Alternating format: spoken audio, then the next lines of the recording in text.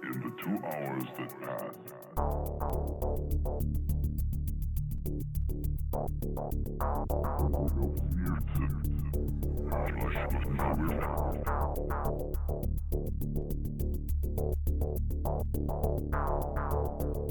the streets were deserted.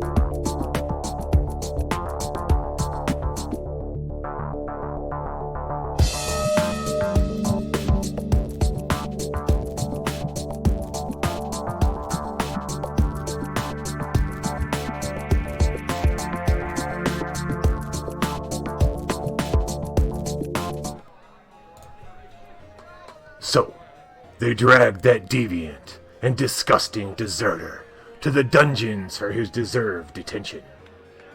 It was a tough fight indeed, almost claiming poor Fumbus's life once again. Yes. That poor fellow would be dead if it weren't for the grace of Kevin. All hail Kevin! Now, what did we learn? That Korsovan has too many crocodiles. Ha! They're everywhere, like rats, running around. Tell me you'll never go to Korsovan, my love. Good.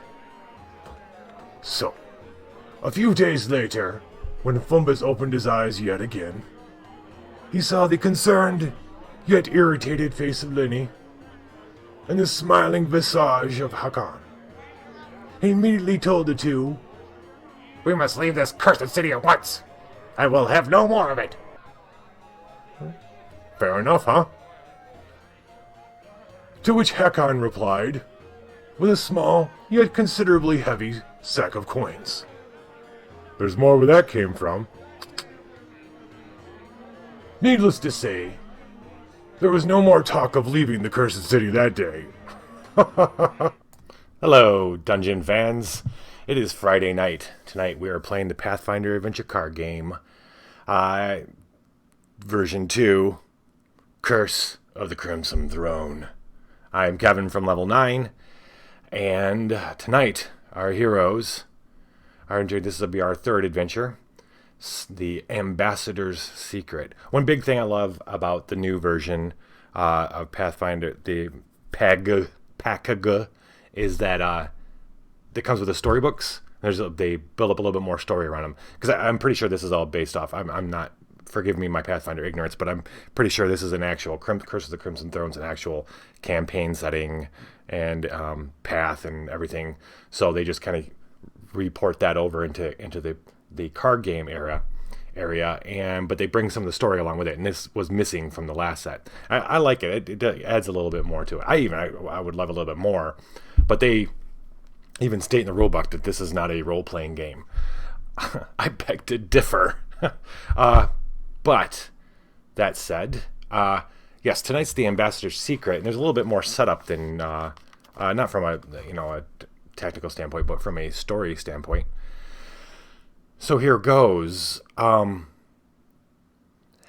and Fumbus and Lenny are walking back to the field marshal's office, represented here by the base. That's what we're going to consider the base. This is also a new thing.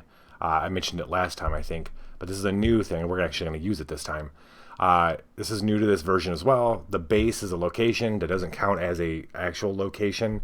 It does have a few cards. These are supporters that we've got gathered over the last 2 adventures. And you can spend a turn to get one of those supporters to use, but you can also draw cards, heal cards, get rid of scourges, that kind of thing at the base. And you can go back to it anytime you want. Hakon, Linny, and Fumbus are heading back there. Fumbus has just recovered. Poor little guy, just still... we'll see if we can't end this night's adventure without him, practically dead. He's a little badass, though. I gotta admit, he's a little firebrand. So they're heading back, and Hakon is explaining to Fumbus what the new deal is and what the new opportunity is. Now, Hakon isn't in for mercenary play. He's not necessarily a merc.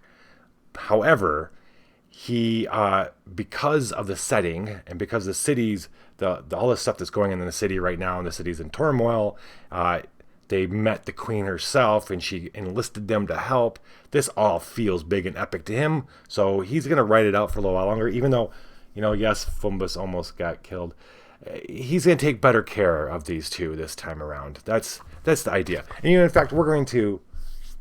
Well, I was going to say we're going to switch the order, but I'm not. I haven't switched the order there, so I'm not going to do it. But I'm so literal sometimes. But he wants to take care of these guys, so he's gonna take care of them.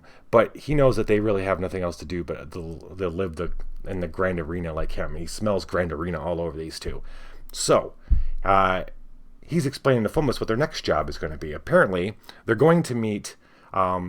Field Marshal Cressida, Field Marshal C, has introduced Hakon, to Vincarlo Orazini.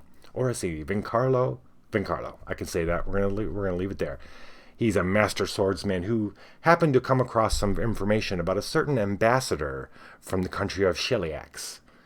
I'm probably butchering that too, but Shiliax, in the Pathfinder's equivalent of the Forgotten Realms, I guess, is this lawful evil country that used to be big and more powerful, but now isn't as big and powerful, but still kind of evil and plotting kind of country. And a certain ambassador comes in a typical ambassador's two-faced fashion, is attempting to sow more discord in the city because of what's going on, and in the hopes of what they believe, our sources believe, that he's trying to devalue things and kind of ruin the economy a bit so that he can buy up property and stuff. And where Vincarlo is pretty sure he's working with a gentleman whose name is Devargo Bavarsi, but is also known colloquially as the King of Spiders. The King of Spiders lives in this cool place in Old Korsova. Old Korsova, I'm assuming, is... Old Korsova is an old part of town. And the docks there's this old warship that's never left the docks. It just sat there. And there's a couple other boats that have kind of became like this stationary armada of sorts. Which reminds me of The Scar, which was a fantastic freaking book. So good. What's his name? I'll remember it later and I'll tell you the author. But anyway, so there's this big warship at the end of the docks in Korsova that's kind of known as the home of the King of Spiders unofficially, and it's been there so long it's become a sort of den of antiquity. And there's an old tavern that butts up at the docks that is kind of like a meeting place for his people and other people who come and kind of pay court to the King of Spiders. And yes, there are lots of spiders too, which Linny perked up her ears because apparently there's these dream spiders are loose in the sewers beneath Korsova. And if we remember, Linny had a dream spider as a friend, and that was killed by the men who worked for Gadrin Lamb, who he was using some kind of something from the dream spiders to create a drug of sorts. Who knows if this Darvasi is part of that type of thing too? We'll find out. So Hakon and Fumbus and Linny arrive back at the Field Marshal Cressida Croft, Field Marshal C, her offices meet up with Von Carlo, who's going to take them his teaching studios nearby the docks in Korsovan. He's going to take the group there. Our goal isn't to go in there guns blazing to this, although that's probably what's going to end up happening. Not to go guns blazing into the King of Spiders home base. It's more of a subject. We need to sneak in and find some evidence that we can use against that ambassador from Sheliax. We know that he's working with this King of Spiders. We need to find evidence that he is indeed working with him so that the Field Marshal can go and arrest him. From a mechanical standpoint, a little bit different. At the end of your turn, you may examine the top card of your location, then put that card on top of a location. When you close a location, if the number of evidences displayed is greater than or equal to the number of characters, you may summon and encounter the danger. If you defeat it, you win. The danger happens to be the King of Spiders himself, Devargo Baravasi. That is it. What's cool tonight is I did get to check a few boxes last adventure, and I'll just kind of mention those as I go. I think that is good to go. We're starting at the base. Hakon introduces Fumbus and Lenny to man, I'm having a hard time remembering all these people's names. Vencarlo. And I thought about skipping even talking about Vencarlo, but he actually, if we survive this encounter, he becomes another supporter. So these are all characters that we start adding to our base that we can tap into, and I'll show you that why and how in just a second. So we're going to start our turn. I'm wondering, I'm thinking I am going to change the order tonight. We're going to change the order. Hakon wants to take lead. He's going to take point. He's going to assume his role. We're going to stick Fumbus in the middle and see if that might help him in some way, possibly stay alive. And Lenny will bring up the rear. Hakon, hack off. Am I right? Okay. Oh, there you are. Okay. Whew. Okay, so that was her cards. This is his cards.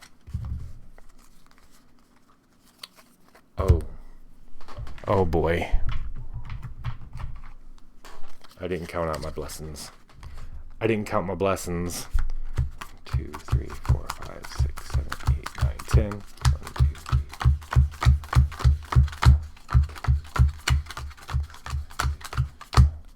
Let's do this. Always got to count your blessings, ladies and gentlemen.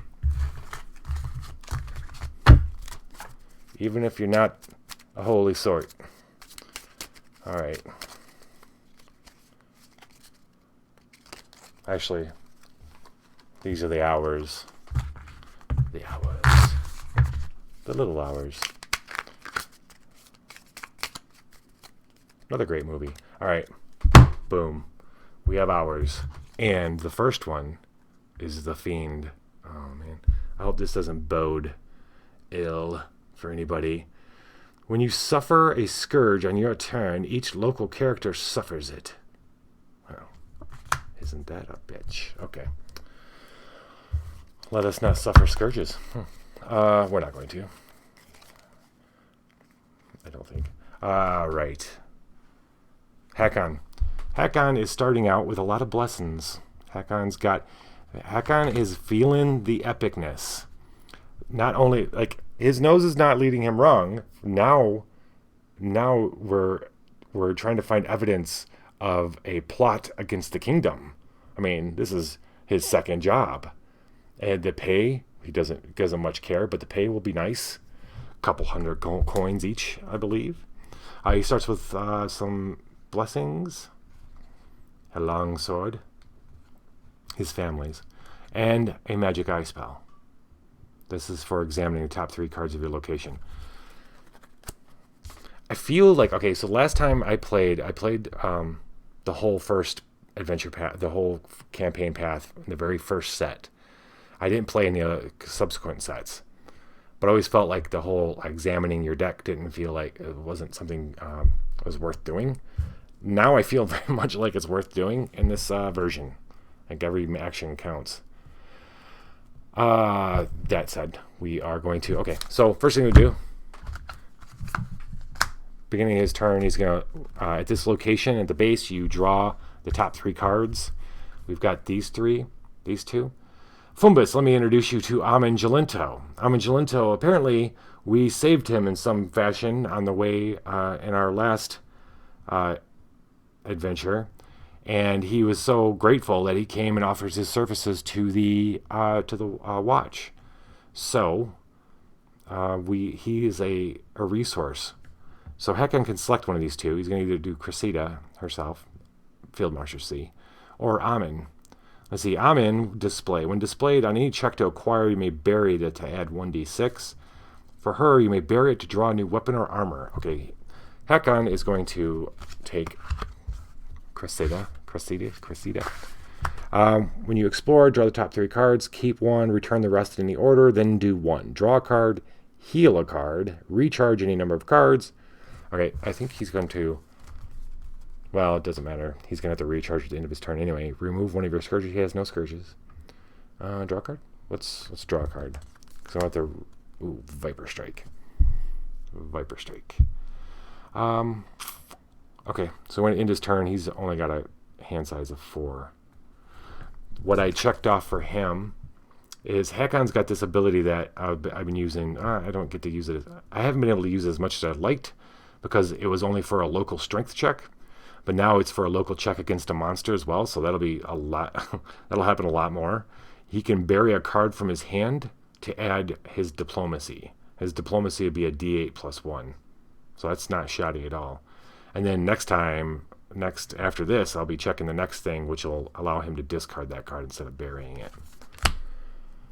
All right, we're going to bury a couple of his... I'm going to display Cressida, Field Marshal C. And then she's displayed, so now she's displayed in front of him, or next to his card.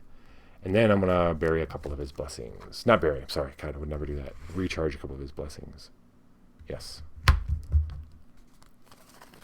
And then we're going to pass the turn to Fumbus, the Uprising. Your non-combat check against a Bane is blessed.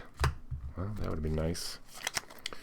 Fumbus, starting off with a nice full hand of boom boom and slicey dice. Light crossbow, flaming shortbow, chain shirt. He's ready to rock and roll. Got an elixir of healing, smoke bomb, and an acid flask. The acid flask is the MVP right there. And then his harrow blessing. Fumbus, let me introduce you to Amin Jalinto. He's from the academy.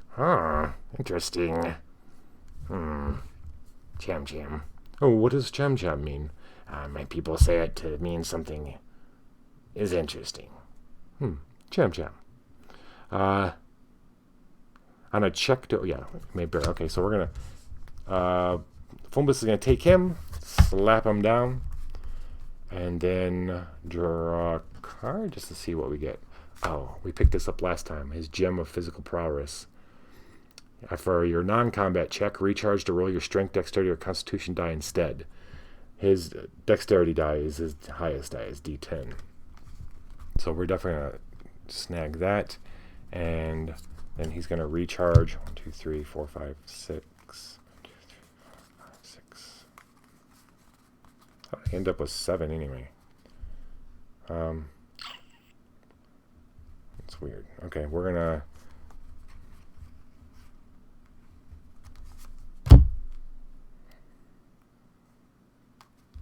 Okay, we're going to recharge 2 cards. Hand size is 6. Passing a turn to Lenny. Lenny, would you... Where'd Lenny go? The doors opens. Hakon and Fumbus go outside, joined by Vincarlo. Lenny's already heading down the street. She's ready to get this over with. She's got her Drugami, her buddy Drugami, a porcupine, and a dog, enchant weapon, and the hero deck. She's already sent them out sniffing around. She wants to get there and get this over with. And she's hoping, like crazy, that there won't be any freaking crocodiles. Whenever she thinks about it, she reaches down and she kind of oddly plays with the scars in her arm from where the crocodile bit her. The last crocodile did. Well, that was the beginning. That's her turn. The locksmith. On your check, you may recharge a card to replace all 1d4s with d4s with d8s. All right, we've spent enough time here. Let's hope it's worth it. Vincarlo shows us the way and then bids us adieu at his studio, and they continue on to the docks. They enter the cavern first. At this location, the last time we were at a tavern, we had a bar fight with a zombie and a lizard. You may recharge an ally to explore. All right. Is there anything she wants to do first?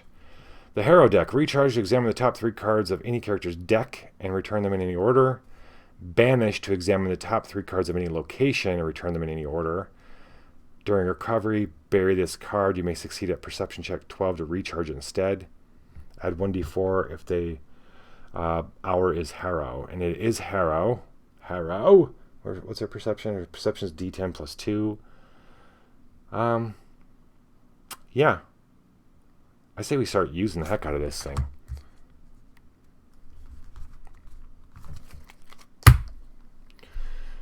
Before they left, while Fumbus was still sleeping, Lenny did a little reading on her hero deck. And what she saw, and why they went there at the tavern, is she saw, look at that. Well.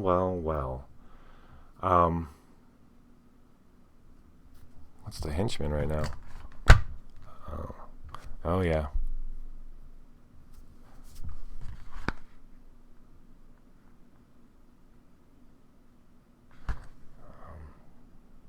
Is that A? Oh wow. Okay.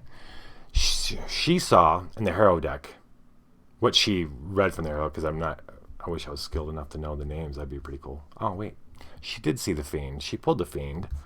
She pulled Uprising. She pulled the locksmith. What she got was a shadowy, dangerous figure sitting in a corner of the tavern, surveying the tavern, and that was the person or thing that it actually, while she was reading it, her vivid imagination, she called it up and could see it, and suddenly it looked at her, and sometimes she thinks her imagination is just a little too good.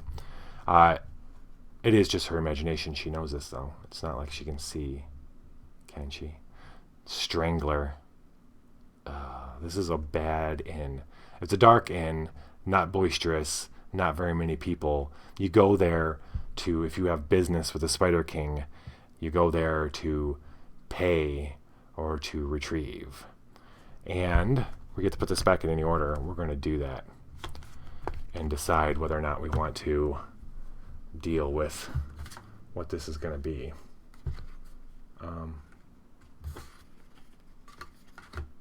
Oh, he's okay.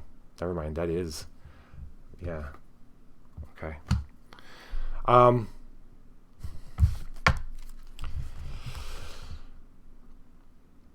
Oh wait, let's make the check to see if we get to recharge this. So that happens at the end of the turn. So the way this works nowadays is it says banish. So we banish it out of it. It doesn't mean it goes back to the box right now. It goes out of the game at the end of the turn. Her turn during the recovery phase, you can either bury it or you can try to not bury it, depending if you're proficient, that kind of thing. Okay, so Knowing that, she had sent out, let's see.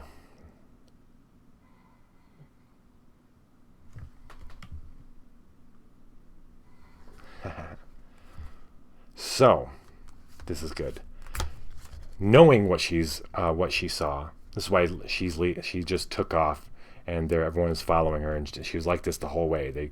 The swordsman went off his way, and she's heading, and full of purpose. And Hakon, she had kind of given him an idea that that she knew what was going on. She sends out her dog. Okay, now the dog recharged to examine the top card of your location. Yep.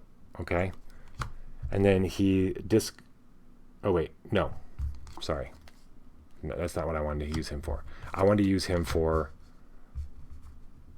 I'm not sure if I have to take the free explore, or if I can use him to do the explore, or maybe I should, because I can return these in an order. I'm going to do this. So we have these 3 cards. You'll see, because what I want to use his other power to explore. We'll do this. We're going to put the compass on top. This is going to represent her. Okay, we're not going to play the dog yet.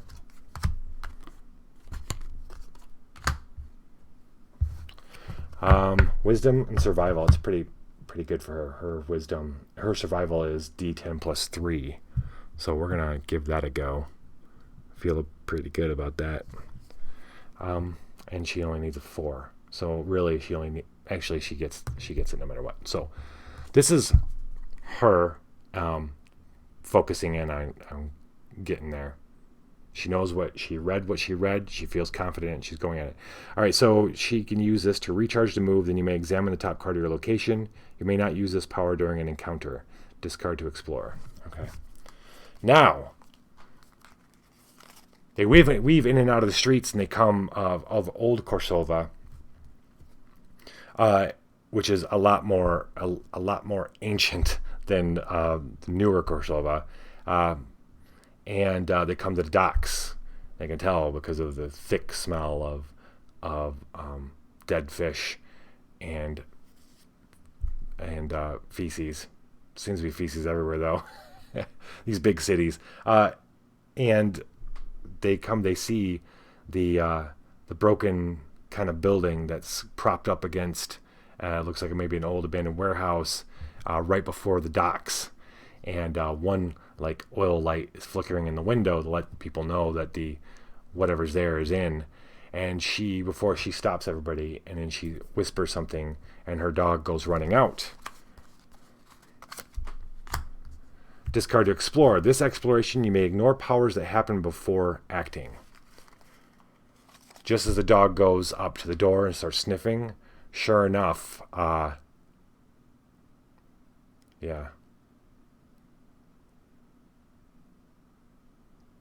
anyway, the dog goes sniffing.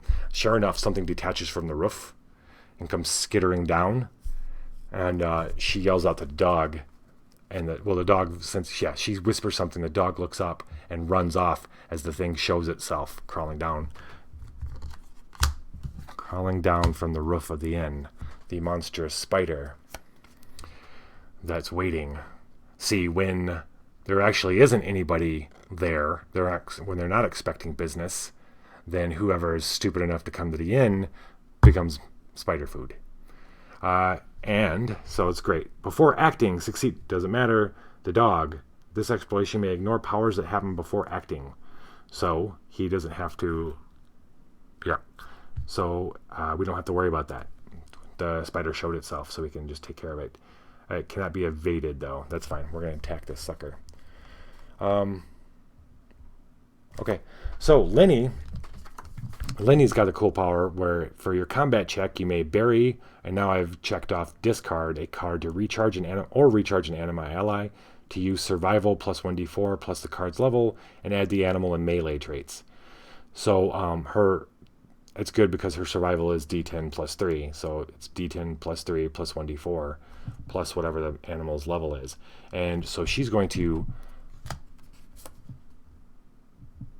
recharge Drugami.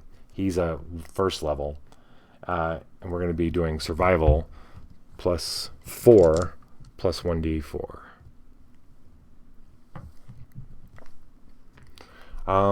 This is going to be a 12. So we got d10, 14.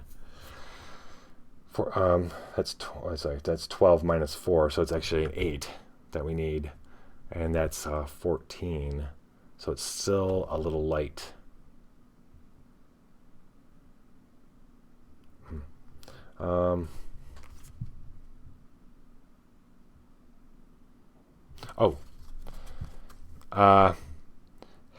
Let's see. Let's use Hakon's new thing, huh?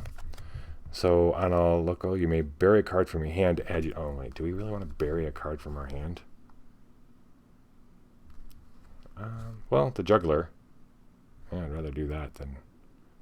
All right, he's going to bury his Harrow card. This one only lets you give a reroll, is all. It doesn't add a die, so it's not super.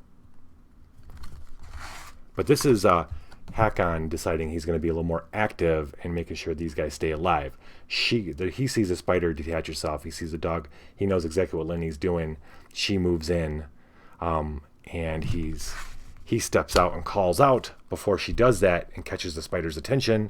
We're going to add his diplomacy. "Oh there, is the end still open?" he says.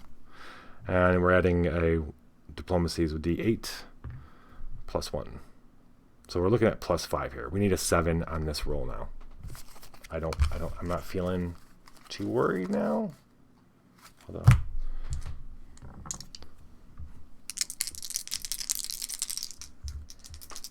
Here, spider.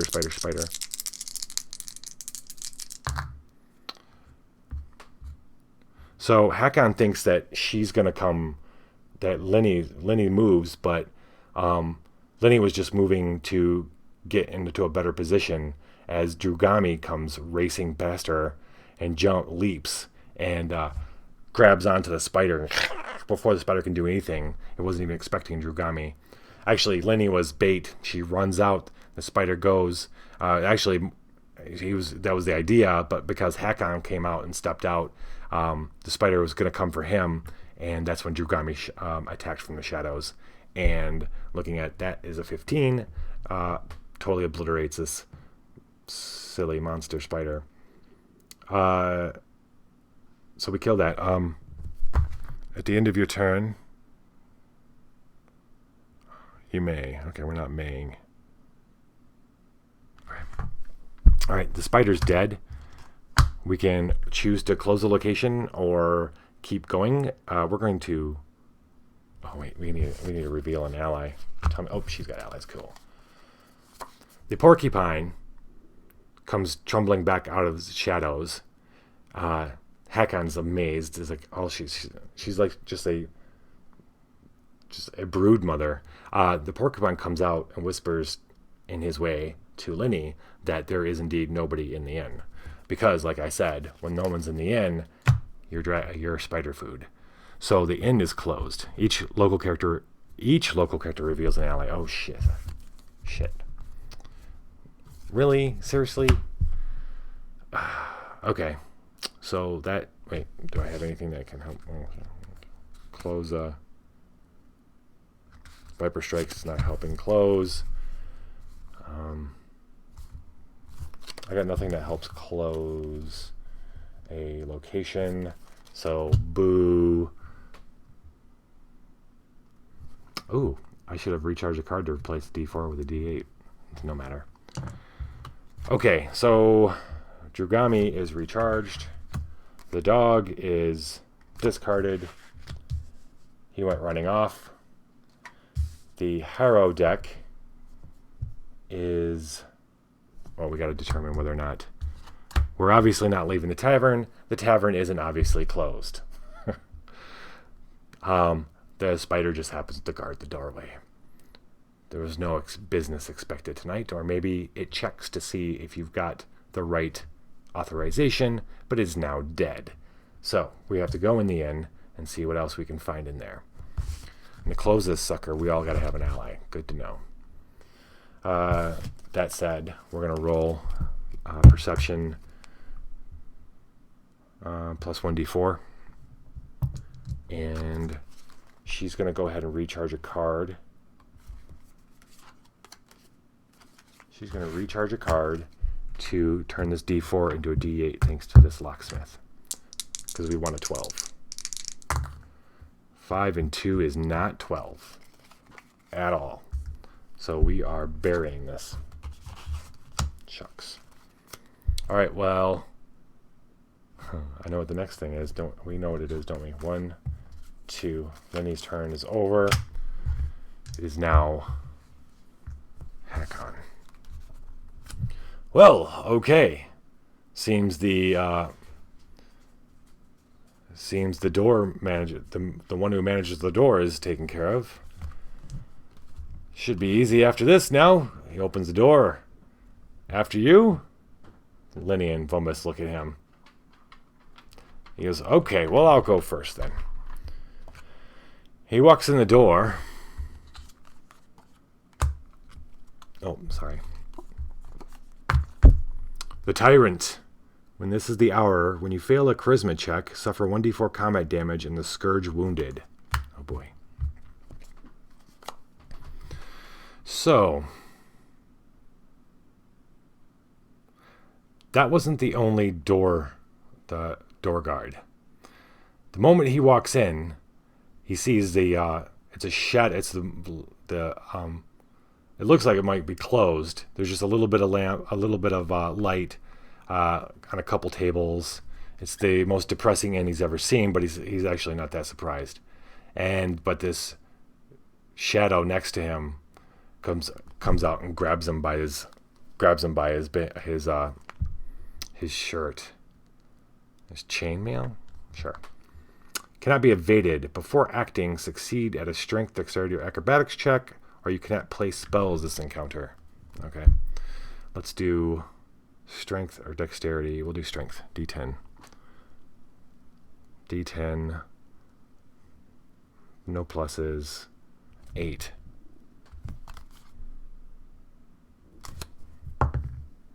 Four. He can't play spells. Fine. He's not going to play spells. He's going to use his longsword. Let's see. So Cressida is going to... What is he? A 10? This is going to give him strength plus melee. We're going to do melee because he's got +2. Plus 1d8. I got a better 1d8 in here somewhere. There we go. 1d8. So 18 to get a 10.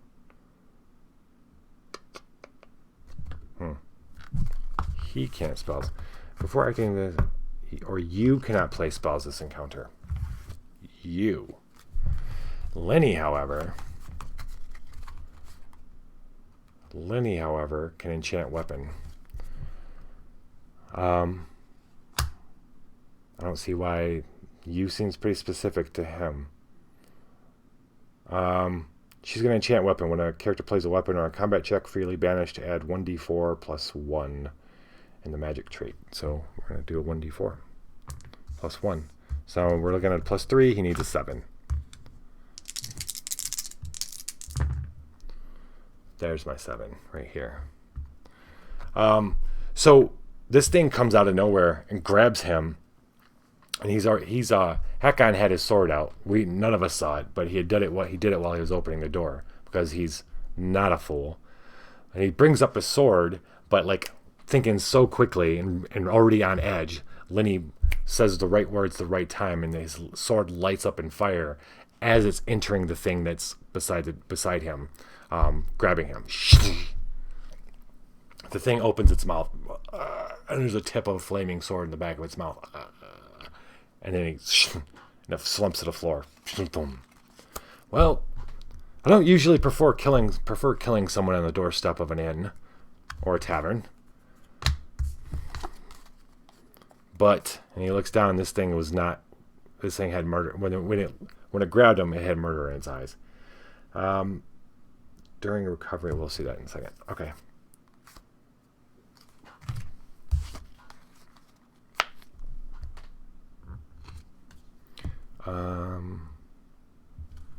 Okay, that's gone.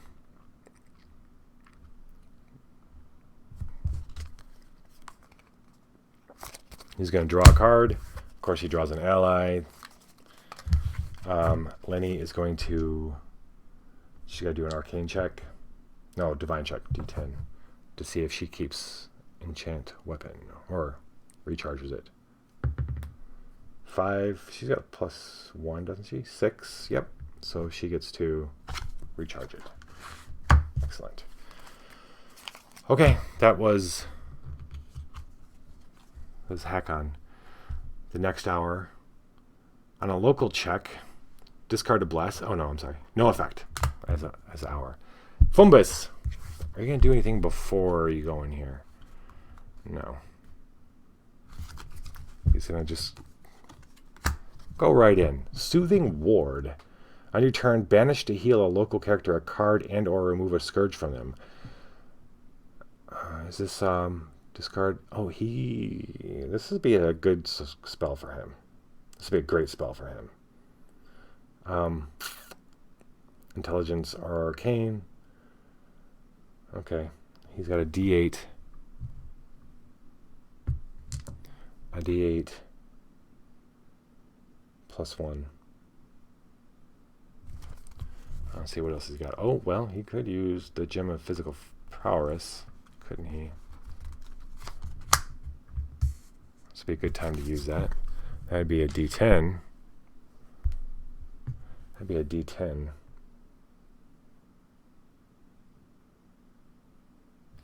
You get no pluses. He needs that D10 because this is a 9. Okay. Oh, well, look at this.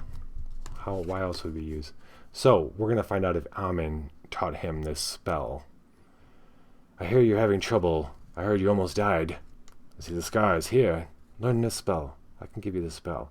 On any check to acquire, you may bury to add 1d6. 1d6. So that's 16. Okay. And then,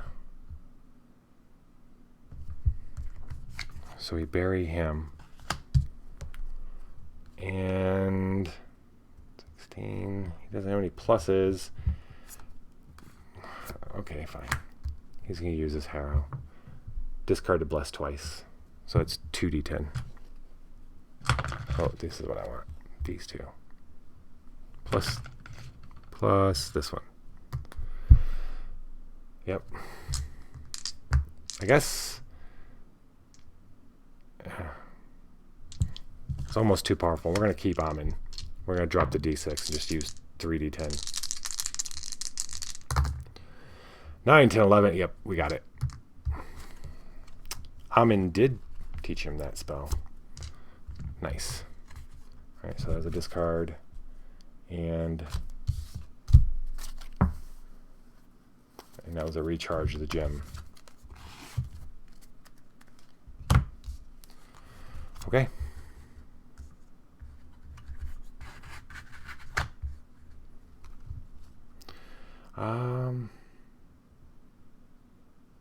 Does he have anything he's going to use to keep exploring? He does not.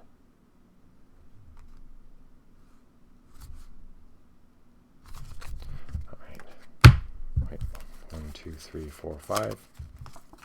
Draw a card. Ooh, he's got an ally. She's got an ally. Gosh. Jeez. Lenny. Black Fingers. On your check that invokes the alchemical or poison trait, add 1d4. I'm wondering at this point, do we split up? Does Lenny want to go off on her own?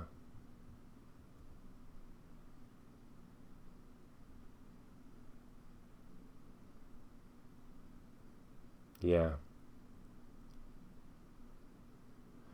So, yeah.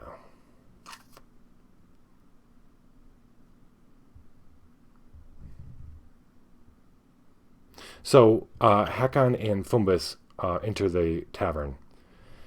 They don't notice, not yet, that Lenny has not, and has decided to go sneaking off on her own.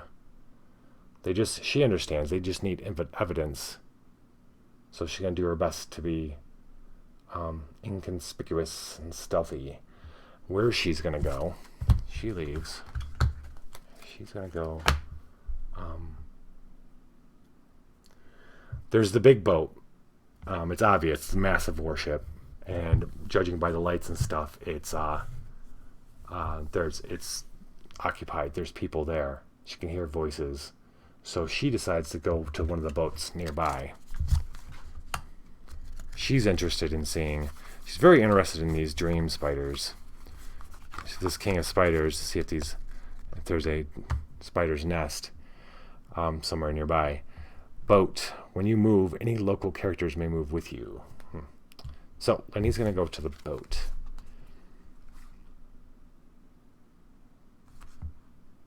Okay. And... Bloodbug. What is this? Fallout? If defeated by less than 4, undefeated, suffer the scourge wounded. Oh boy. Right off the bat. Okay, well... no. There's nothing for her to... See, if she would have stuck around, this might bite her in the ass. Oh, this is a succeed at a wisdom or survival check, so she's good for closing that. Oh boy, here we go. Let's see what she can do. Okay. She's going to recharge Porcupine in order to do 1d10 plus 1d4.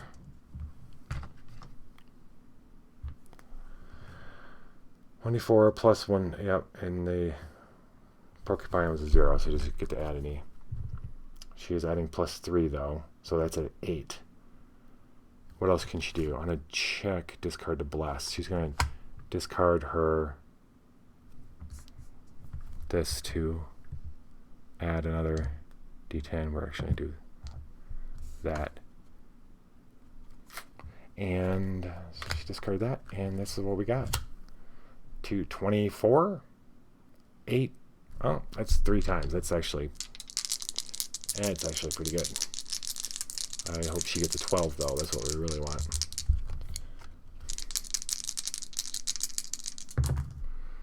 $10. Oh, 10, 11, 12, 13. That is plus 3 is 14. Plus...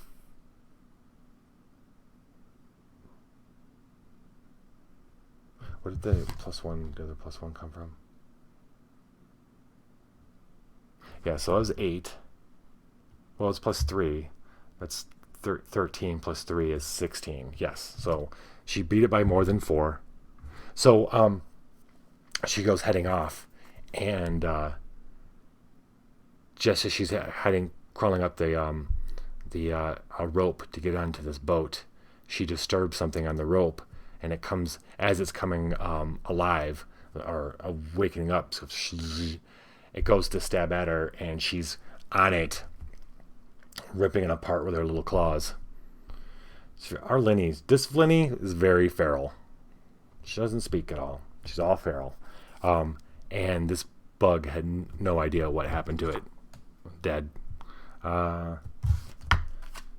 Then she's continuing back up onto the boat. 2, 3. 1, 2, 3. Okay. Good job, Lenny. All right. Pharasma's Knowing. On your check against undead card, add 1d6. Hakon, in the inn. Surveying the inn. Still has no idea that Lenny is not in there because he's looking around.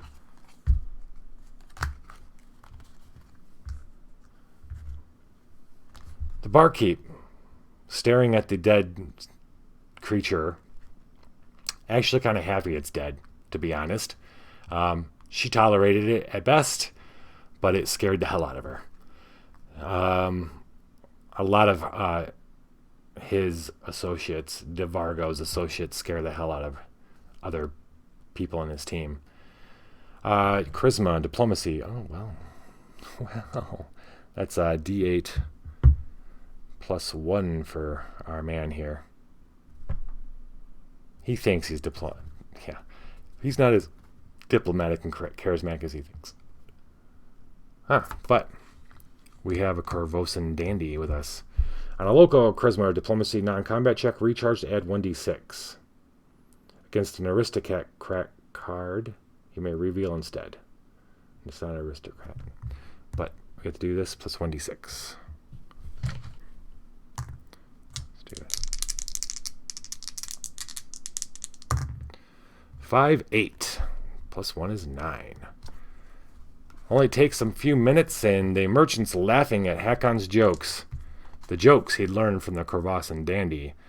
Korsovan, because the dandy taught him what kind of jokes Korsovan women enjoy.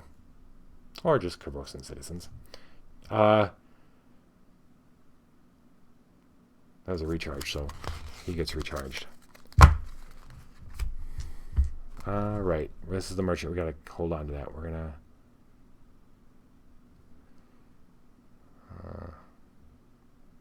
you know what? We have to tear through this tavern anyway. There's no more... I don't gotta reveal allies. I gotta just get through it. We're going to recharge her to ask her what's going on. A bound imp. Intelligence, wisdom, arcane, divine.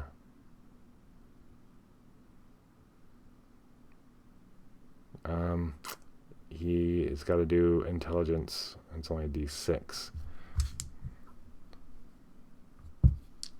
A 3. This does not enter the story. No more ways to explore. He's going to draw 1 for 4. Pass the turn to Fumbus. Desna's freedom. On each check, the first blessing played to bless may be played freely. Okay.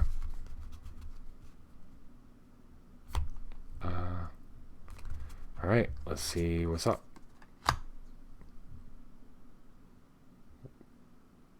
Wait, why was there an extra henchman in here? Wow, was there 2? Oh, no. No, this is not a henchman. This is evidence. So, when examined, this is not examined. All right, we need an intelligence, wisdom, knowledge, perception. Oh boy. Well, we could do knowledge. It's a D8. And ooh, I think there's a rule I can use here if he fails this. Okay. Intelligence, wisdom. Nothing. He has nothing to help him in this. So we got to do a D8. However, this is a Bane. And... but does he take damage from this? I freaking hope not. Would he? I guess technically he would take damage because it's a Bane. That's not cool. I don't like the whole rolling a 1 thing. That was a 1. Means Fumbus is dropping all his cards all of a sudden. Huh.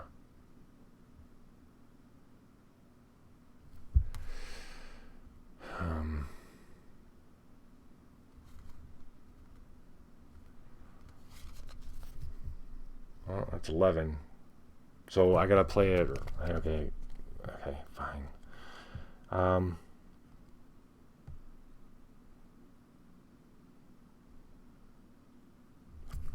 1, 2, 3, 4, 5. He's discarding his whole hand.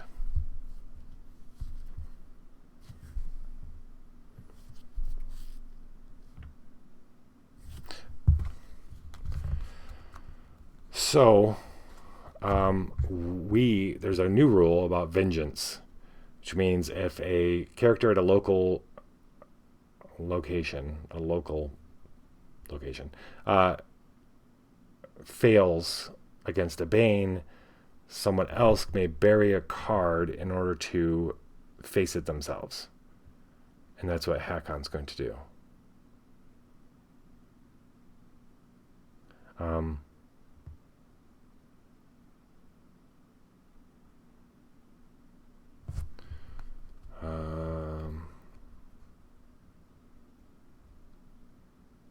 Let's see. Bury what? I'll bury the Viper Strike. Alright, Hakon. This is intelligence, wisdom, or his perceptions, knowledge, right? Yeah, knowledge. D8 plus 1. And that's 11? Oh, we can bless. No, that's not a good bless.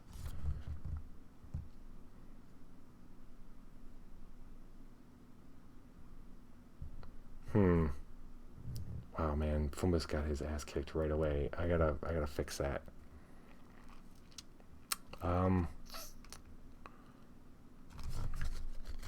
Maybe I'll just let this go.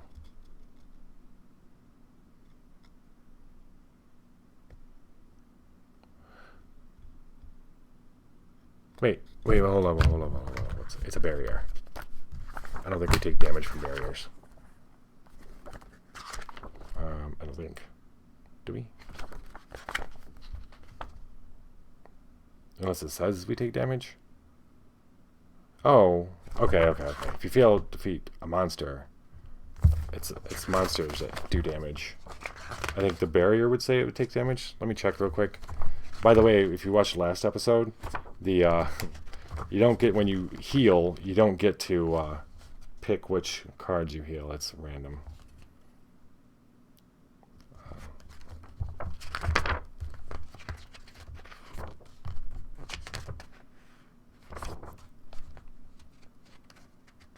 Banes.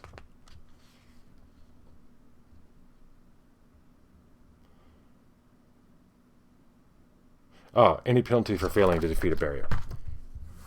Okay, good news. We are not discarding our whole freaking hand here. So, Fumbus rolled. He missed on that. Let's make sure that vengeful. Let me just double check the vengeance rule so I can, if that applies to barriers as well. Revenge, not vengeance, revenge. Okay. Why is it not in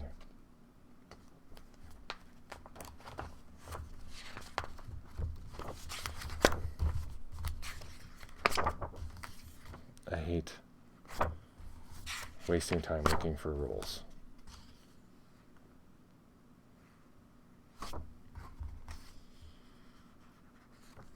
Search and examine, but I really want to give him a shot at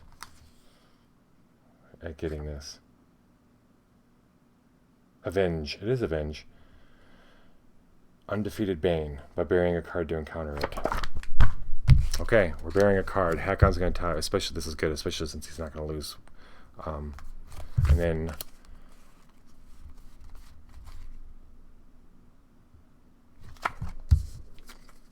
can Lenny no.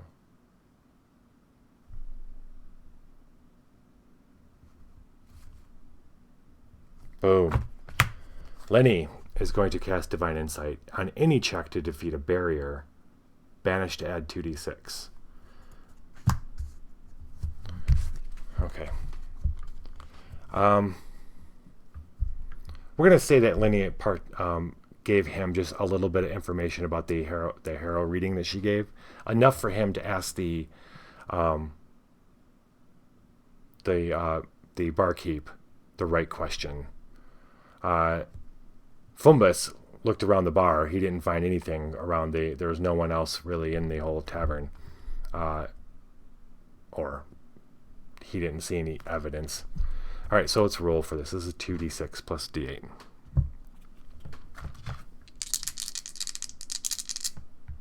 Plus 1? Yeah, plus 1. 5, 9, 10, 11, which is exactly what we need. Exactly. Ooh, buddy. Okay.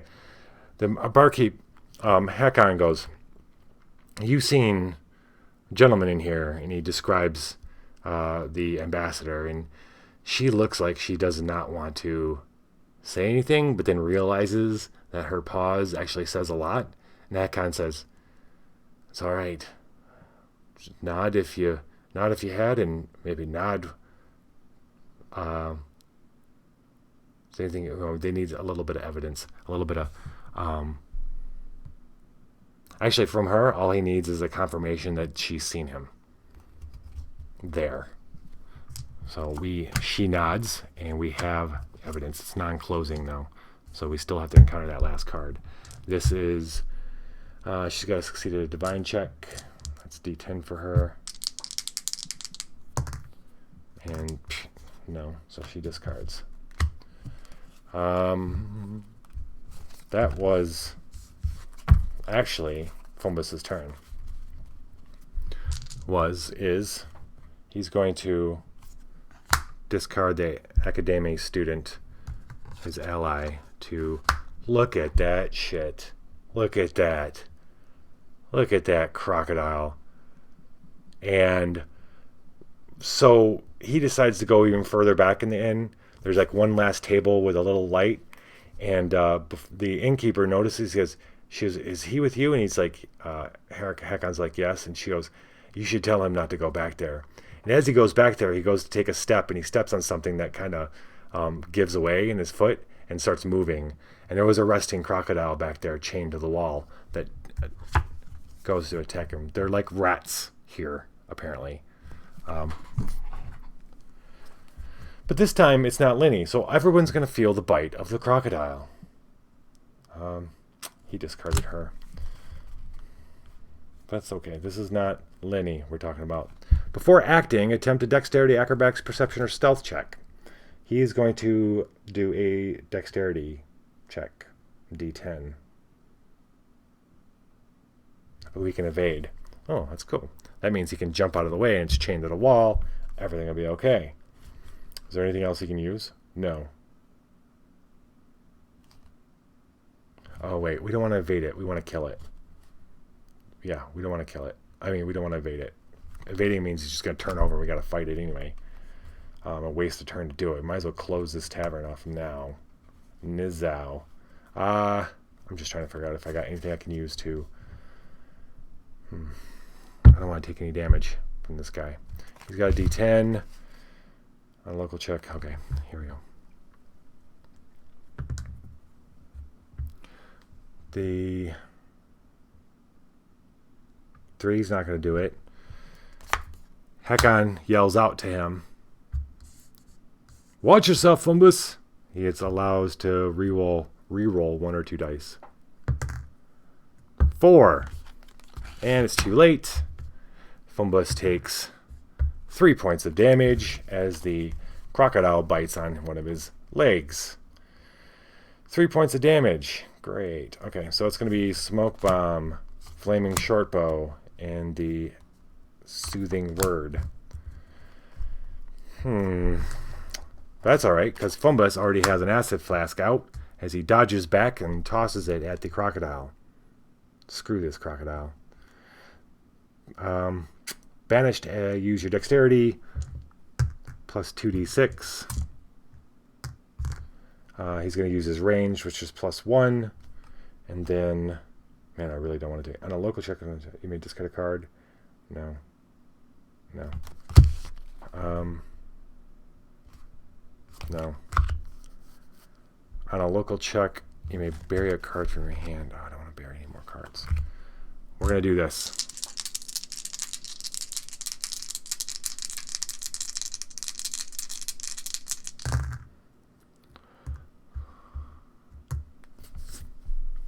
Six, 9, 10, 11. He's got plus 1. Holy cripe. Oh, God. Oh, man. He would have had to discard his elixir of healing. Okay. That would have been typical. 9, 10, plus 1 is 11. It's 11. Okay. All right. He throws it just perfectly. Hits the thing in its eye and starts screaming. Bashing up against the thing. And the innkeeper goes, "You best get going now." And they go running. He's going to roll craft. which is D8. 4 plus 3 is 7. He gets to recharge it. On their way out, he's already opened up his elixir of healing, and he's drinking it. He gets to recover 1d4 plus 1 cards. And we rolled a 4. Tides have changed. 4 is 5. 1, 2, 3, 4, 5. He's exactly 5 cards in his discard.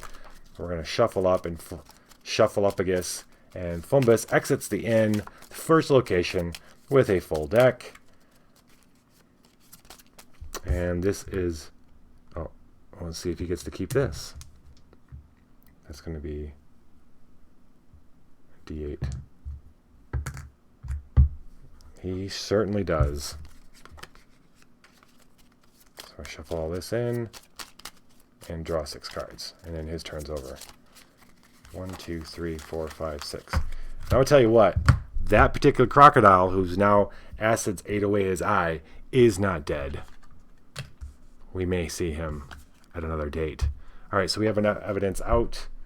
The boys are moving on. Lenny's already out and about. Fumbus has got his cards drawn.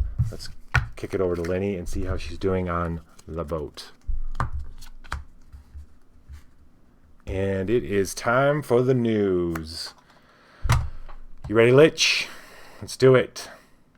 Hello, monsters. I'm the Lich. It's time for Dungeon News. We got exciting news tonight, too. We're on to some. Fizrag has discovered that eating dragon scales can make you a conduit for the spirits from beyond. Yeah, like where ghosts go to die and shit.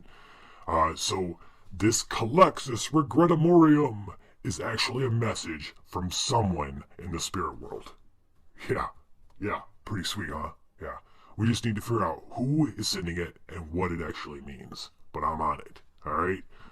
Let's see, in other news, looks like we've got a new owlbear wrestling champion. Yes, and frankly, no offense, a rather unlikely champion, right? Grimfang the Kobold is our new champion. Ha! Man, it was awesome to see you work, Grimmy. Yeah, he floats like a fairy dragon and pins like a storm giant. Am I right? Right? So that wraps up this season of Owlbear Wrestling. Guys, if you want to see the Owly, it'll be in the Kobold Cave on level 2 until next season. But don't be surprised if the Kobold party lasts all week. Let's see. Level 5 is having their farmer's market this year. Lots of cave shrooms, glow carrots, crabbages. We had to talk about better eating, didn't we, monsters? So let's I want to see you all there. All right? And looks like that's the news. Viva la Dungeon. Man, I love owlbear wrestling. Okay, Lenny at the boat.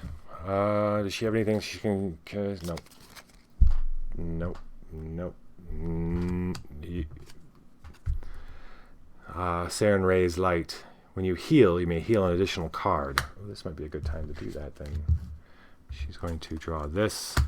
Troubadour, charisma, and diplomacy. She really doesn't have much of that. She's going to do a D6, and the Troubadour does not come into the story.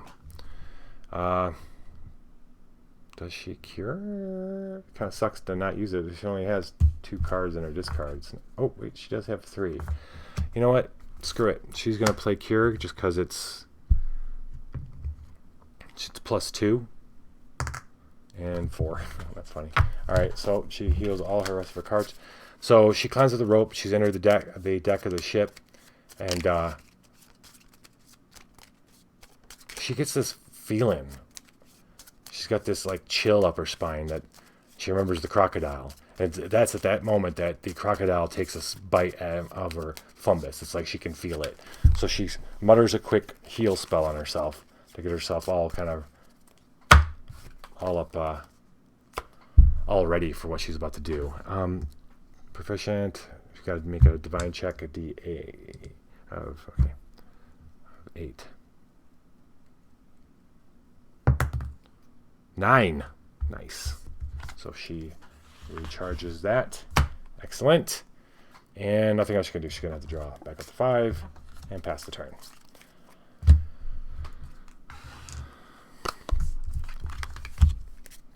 The boys realize now that Lenny's gone. Where's Lenny? I don't know. She does this all the time. Yeah, she does, doesn't she? Yes.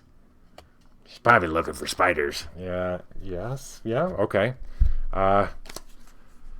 Goes res growth. On your check against an animal or elemental card, add 1d4. Where do you think we should go?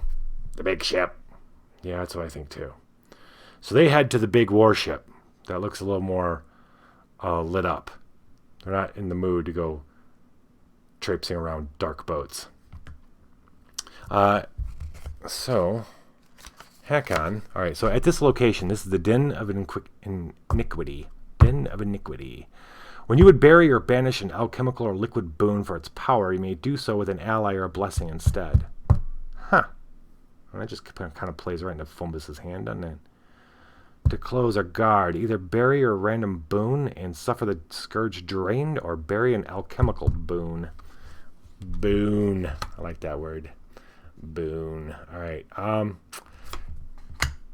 Hakon doesn't have many cards. He's going to play this first. He's going to banish to examine the top 3 cards of your location. 1, 2. Look at there. 3. Armored coat. Nice. When displayed, when you discard cards as combat damage, you may reload one of those cards. When you suffer any damage, you may bury it to reduce...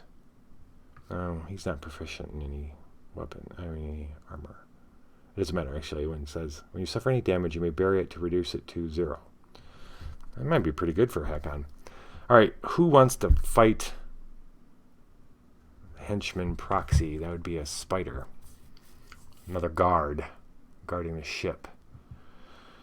I think, let's see, what's in Fumbus's hands. Fumbus, wait.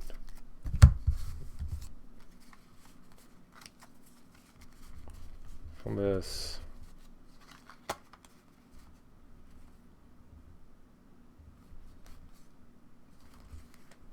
1, 2, 3, 4, 5, 6. 1, 2, 3, 4, 5, 6. Okay. I'm getting everybody's hands mixed up here. I put, you know what? I put Hakon's hand down on top of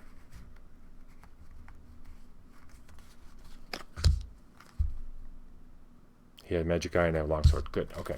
That makes sense. Okay, so Fumbus is maybe a little more apt to already or prepared to fight a giant spider, a monstrous spider. That's what's going to happen. And he's got to succeed at strength, acrobatic, or perception check.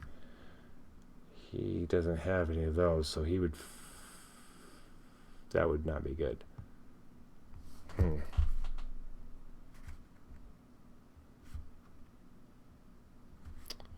Actually, he's actually pretty suited, well suited to help.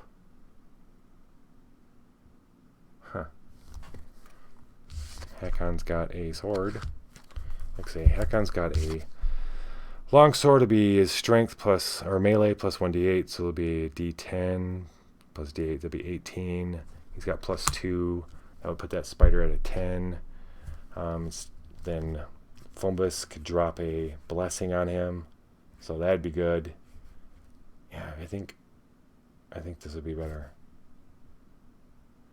Or, no, strength, acrobatics, or perception. That kind of, oh, it's to get out of the web, right? Okay. I think, okay, so then what would happen if Hakon won? To close this, he could bury a random boon and suffer, or bury an alchemical boon. When you close a location, can it be anybody at the location? I'm throwing it out there because you can in a Pathfinder Adventure Card Game. If those, these are closing, non-closing. Oh shit, that's right. We're not closing anyway. These are all non-closing. That's right. It doesn't matter. At the end of your turn, you may examine the top card. Oh, I keep forgetting to do that. It's a may, so it's not like You may examine the top card of your location and put that card on top of a location. When you close your location, if the number of evidences displayed is greater than or equal to the number of characters. All right, so we just need to find evidence. So it really does not matter if we fight this guy. And to tell you the truth, I don't know what I'm doing anyway because I can't reorder. This spell doesn't let me reorder. So I believe it was like this. It was the crowbars coming up first and then the spider. So, yeah. So I'm not going to worry about closing. We got to find the evidence.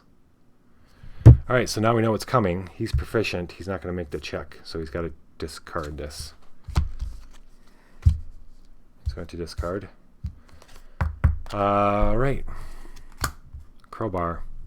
Strength to melee. Strength's +2. He's not. Doesn't have to do anything. We're just going to take it and draw back up to 4. Okay. And pass the turn to Fumbus. Irori's Mastery. On your Blessed check, you may re-roll any dice showing 1. All right, we're going to need this because... Okay, so they walk up the plank. They go carefully. There's a... there's like a chain across it, and the crowbar is what Hakon takes out of his pack to remove the chain. They move up. They move carefully, but from underneath the plank of the planks that go up, a monstrous spider comes, a giant spider comes crawling up behind them, and then they hear the chitter, and Fumbus turns just in time as it spits at him, spitting or shooting webbing at him. Right. Great.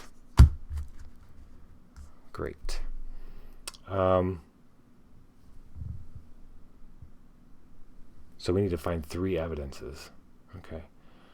Okay. All damage before acting. Okay, let's do this. This is the sucky part because he doesn't have acrobatics or perception. He does have strength, which is D6. He needs to make it's 3, 4. He needs to make a 4. That's not too bad. He does have... When a local character will encounter a boon or a non-story bane, discard to change that card with a new card. Okay. On a check to acquire, discard to bless twice. Okay. Benefaction. On another character's check, discard to bless. To avenge, discard. So he's got none of that's going to help him right now. I don't want entangled. I don't want entangled. But I guess I gotta take a chance. Hakon's got no... Alright.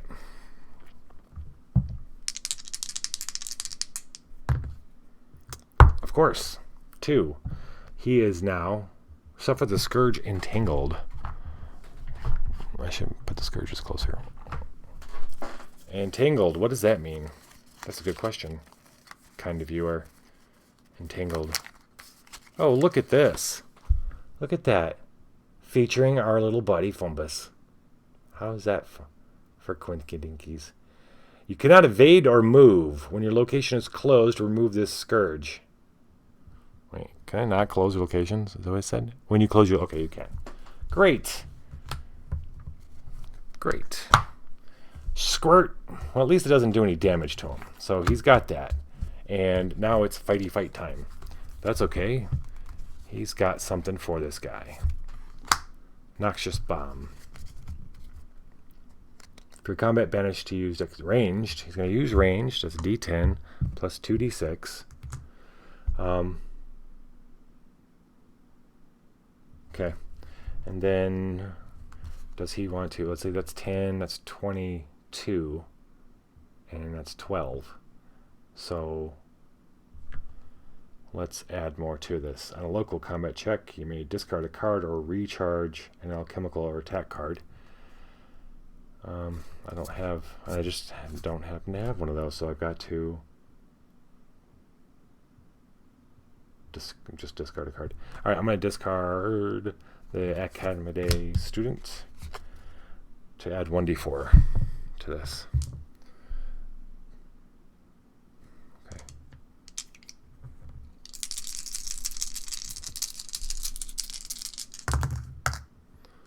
10, 16, 17, 18, 19, 20. The noxious bomb hits the thing right between its 8 eyes. Explodes. Sizzling. It coughs. You wouldn't think a spider coughs. It pulls back, coughs. It goes skittling off. And as it goes over, they hear it. They have it go underneath the planks, and then they hear a few seconds later, they hear a splash as its dying body, and splashing as it dies, sinking into the water. Yeah. Craft check. Got it. He recharges the noxious bomb. He's got more where that came from. This thing's dead. It's a non-closing henchman, unfortunately, but it is dead.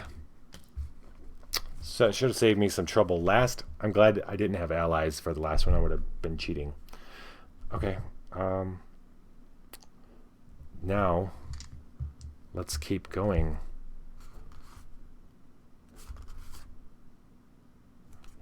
He's going to discard this to explore. The armored cloak is actually kind of cool. Maybe it was a gift. Actually, yes. Let's. Oh wait, Constitution and Fortitude. Is a D8. Okay, D8. I'm gonna go ahead and bury Amin to add a D6 to this. This will be Amin's gift to Fumbus. An armored coat. Keep him alive. Excellent. That was a discard. 4, 5, 6. We're going to pass the turn to Lenny. Searching for evidence on the boat. The hour. The marriage. At the start of your turn, summon and encounter an ally. Okay, means that's right now.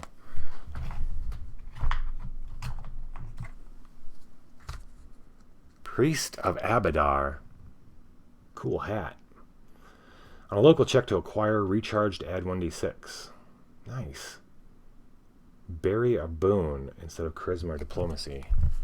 Do I want to do that? Does that sound like something I'd want to do? Shit. Okay.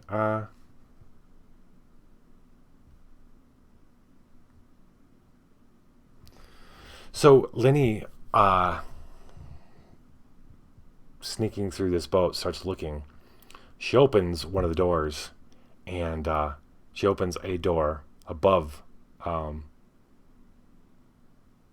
Yeah, might be a captain's door. Might be maybe captain's chambers. She's gonna look in there, thinking that might be where evidence is, and it's empty except for this person she finds laying on the floor, who's tied up, got rope around her mouth too, and pleading with her eyes. So Lenny helps her up, but there's one particular part where she's the lady is tied to the floor, and with a kind of a rusty lock. Lenny puts her short bow there and uses that as leverage to try to break it because she can't find anything else. She breaks it and or gets it loose, but in the meantime she kind of puts a hairline fracture or fractures her short bow. So she's going to bury that and frees the priest of Abadar, who's incredibly thankful, and tells her that there's something even worse on the next ship over. That was that. She's going to explore. Flanking attack. Before acting, a random other character summons and encounters the danger. The difficulty to defeat is increased by the adventure number. Summon and encounter the danger. Wait, what? When's that happen? Oh. Before acting, okay.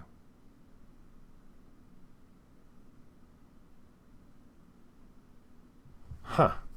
So, this is what happens. A random other character? Okay, so 1d3, it's Hakon. 4 to 6, it's Fumbus. Hakon. Hakon turns just in time to see another guard, but this time human, thankfully, because they're both watching the spider or listening to the spider die. He turns, there's another guard. Hey, what are you doing here? And attacks him. Doesn't even say nothing. He just hears a step and a swing, and he turns just in time. Oh, it's the danger.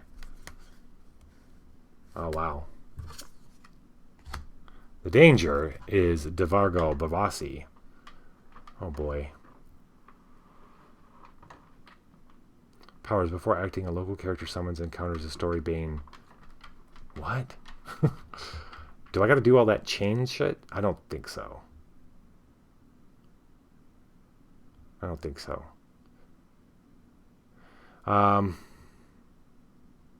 Flanking attack summons the danger. The danger is Devargo.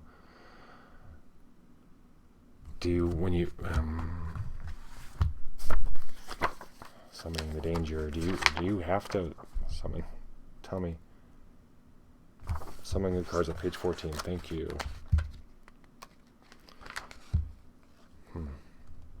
Sometimes you're told to summon a card or do something with a new card. When this happens, retrieve the card from the vault. If you're told to summon a card that's already been used, just imagine you have another copy of it. Okay. Summon an encounter that starts a new encounter. If you're already in... Okay. If you're told to summon an encounter, boon required. Otherwise, let's put it back.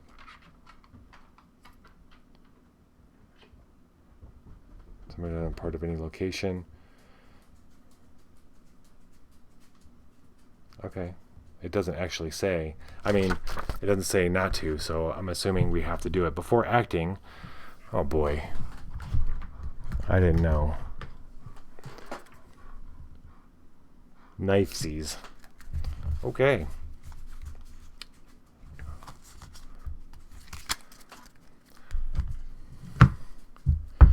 Hakon, if it hadn't been his years of fighting and experience, he would. This is a big chain of events here.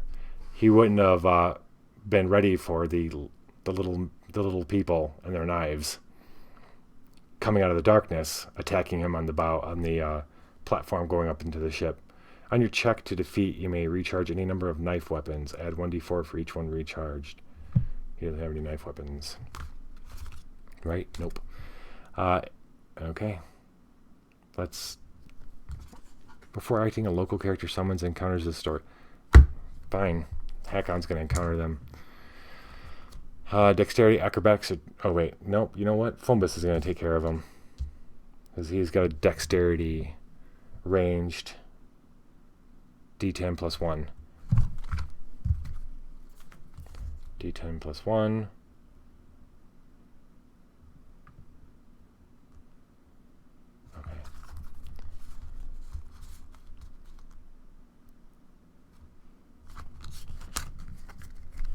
He's going to play his Harrow Blessing to add a D4 to this. That also means he gets to draw a card, and he can give a card to another character. He's going to give the chain shirt to Hakon. He just drew a chain shirt. Now we're going to roll this to see if he gets best of Knivies. What? Shit. Are you kidding me, man? You kidding me? Really? Okay, so these guys, if undefeated, suffer 1d4 ranged combat damage. Great. 1d3, it's 1d4 plus 1, so he's going to take 4 points of damage. He's going to, his armored coat comes into play here. When you suffer any damage, you may bury to reduce it to 0. So he reduces it to 0.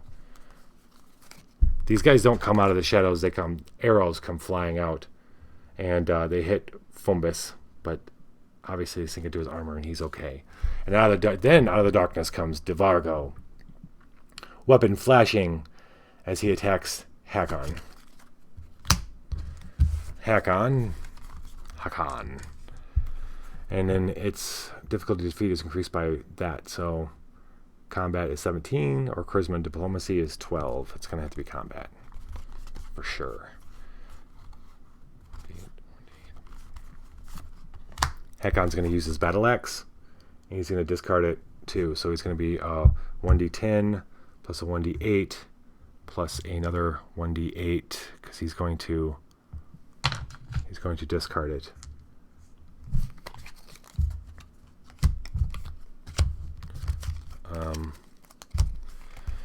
And then he may bear a card to add to his diplomacy. Let's see. This is 10. Oh wait, do we have something? No. Nope. Okay. So he needs a 17. That's D10, and 16 is 26. Definitely could use another die. So why don't we bury the crowbar to add his diplomacy, which is D8, another D8, plus 1. So it's plus 3. It's going to be 14. All right, this is good. 8, 14, 19. All right, so Devargo comes out of nowhere, the Spider King himself. Hakon doesn't know who he is. He just thinks it might be one of the guards. And Hakon blocks with his battle axe and then flips it around and throws it right at this guy's face. He thinks it hits him, but the guy's already gone in the shadows. Whew, like he was never there.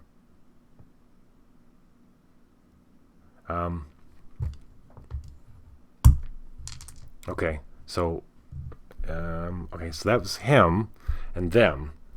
All right, they survive and everything. Awesome. But now Lenny has to deal with them. Someone to encounter the danger. She has to deal with the Knivies. Oh no, not evidence. Knivies. Where'd you go? Dexterity, acrobatics, her ranged. Her dexterity is 8. D8. And then what she got cards wise?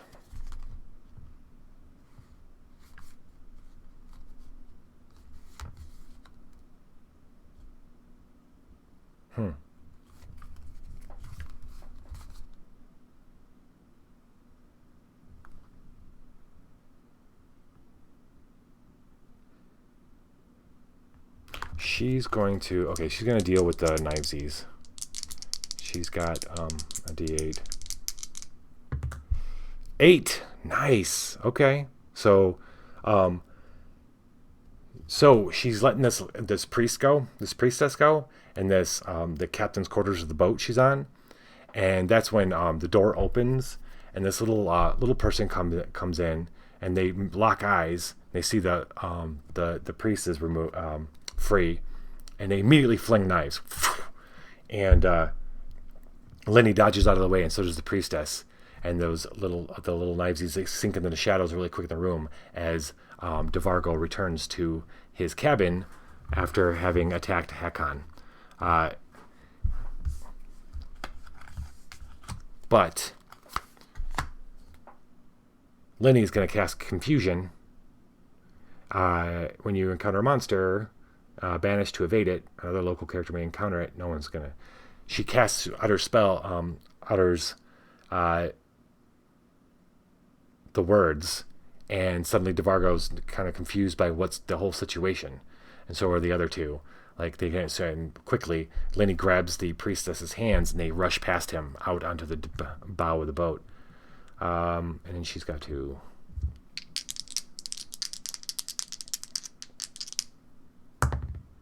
She rolls it. Okay, that is not recovered. Discarded. Okay. Jeez. See you later. That's pretty crazy. Does she want to keep exploring?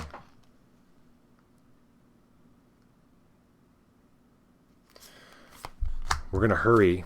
She hurries and grabs the priestess, and they head... Oh, boy. They head to the other side of the boat, perhaps to get off the boat. But they're stopped by something large and furry. Before acting, another local character summons and encounters this monster. Woo! There is no other local character here. Alright, so it's like combat 9. So this is too bad. Lenny's going to... She doesn't have a animal ally. So she's going to discard a card. She's going to discard the Priest of Abadar to do her savagery. Savage check, D. Yeah, she's doing this as part of her power. This plus D4. Plus the card's, wait. Plus the card's level. Oh, that's a 1. So it's plus 1. Plus 4. So it only needs a 5 here. Boom. The priest of Abadar is much taller than Lenny, and Lenny disappears really quick, thinking the priest thinking that she left her. And she looks at this, and this thing locks eyes with the priestess and goes to jump and eat the priest and the priestess. And Lenny comes flashing out of nowhere, outflanking it, tearing into it, ripping it from limb. They go off rolling, and then Lenny returns, and she's got just... The priestess can just tell she's got a little bit of blood on her fingernails, and that's it. Nothing else returns. That's a discard. That's a discard. And then 2, 3. We're going to pass that turn over to Hakon with the peacock. On your check, if no boons are played, it is blessed. Okay. No boons, huh?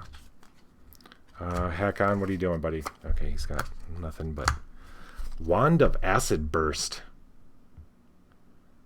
Intelligence, D6. Huh. That'd be nice, but I'm not too worried about it. Let's see, let's do D6. 4. No. Does not enter the story. Alright, fine. Passing the turn. To our Fumbus. No effect during the hour. Alright, Fumbus. You got anything? Oh. Fumbus is going to cast Soothing Word. Well, actually, he's not. He's not going to worry about that. He's going to go ahead and explore. Cheddar Snap.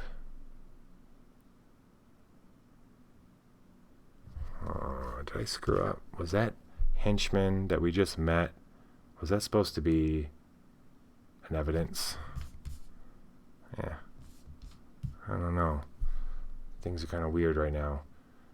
I don't know why Chitter Snap's in here, but he's bad news. This guy, not good. Not good.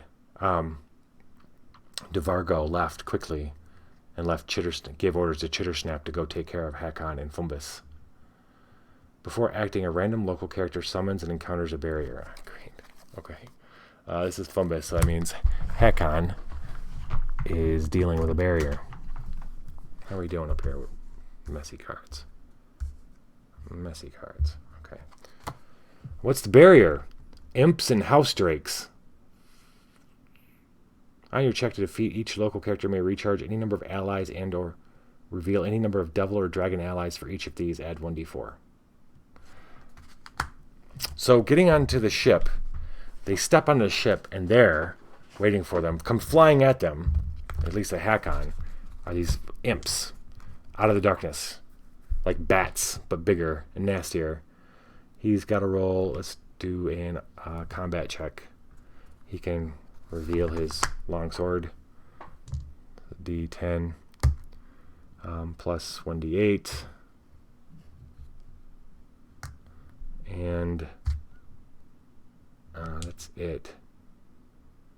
May recharge any number of allies. I'm going to recharge a Teamster to add a 1d4.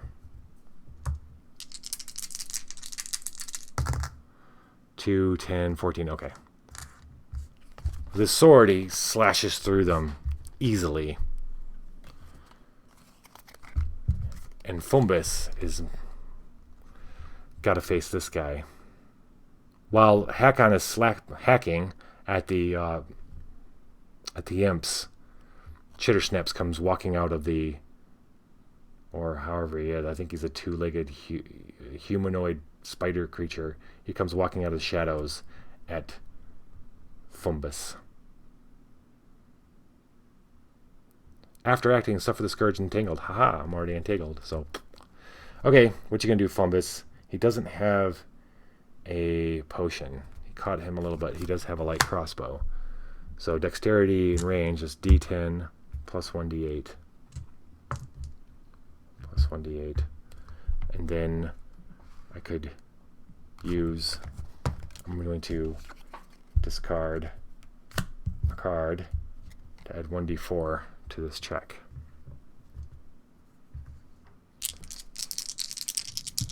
And I need a 12. Yes.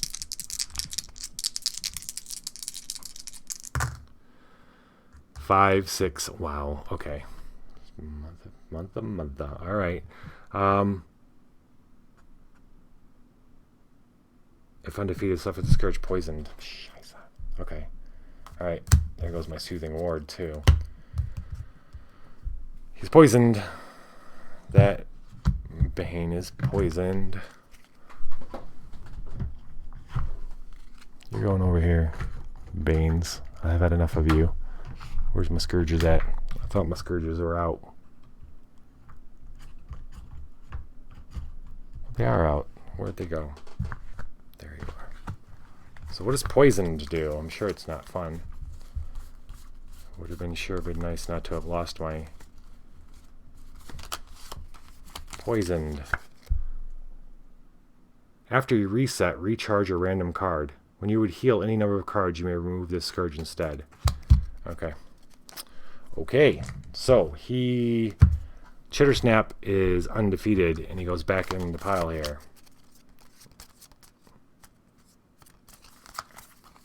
I think I might have screwed up.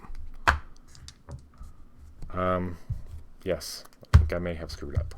Let's 1, 2, 3, 4, 5, 6. Fumbus needs some help, man. 1, 2, 3, 4, 5, 6. That goes into the discard pile. No. He just revealed it. So I do not deal all 6. But I got to recharge a random card. I'm poisoned. Alright. Is his healing in here somewhere? Okay. He still has his healing potion. Another healing potion. So that's not too bad. That was Fumbus's turn, correct? All that mess? Yes, Chittersnap. Great. Okay. Lenny, the sickness. When you suffer damage, suffer the scourge plagued. Hey. I did fuck up, and it was not what I thought it was. Fumbus encountered Chittersnap on the boat. He should have been encountering things in the den of iniquity. I'm going to keep the stage as it is. And, well, no, that means, okay. Lenny should have met. We're going to keep it as it stands. Boo. Okay. She's still on the boat. Long spear. Strength or melee. No. She doesn't get it.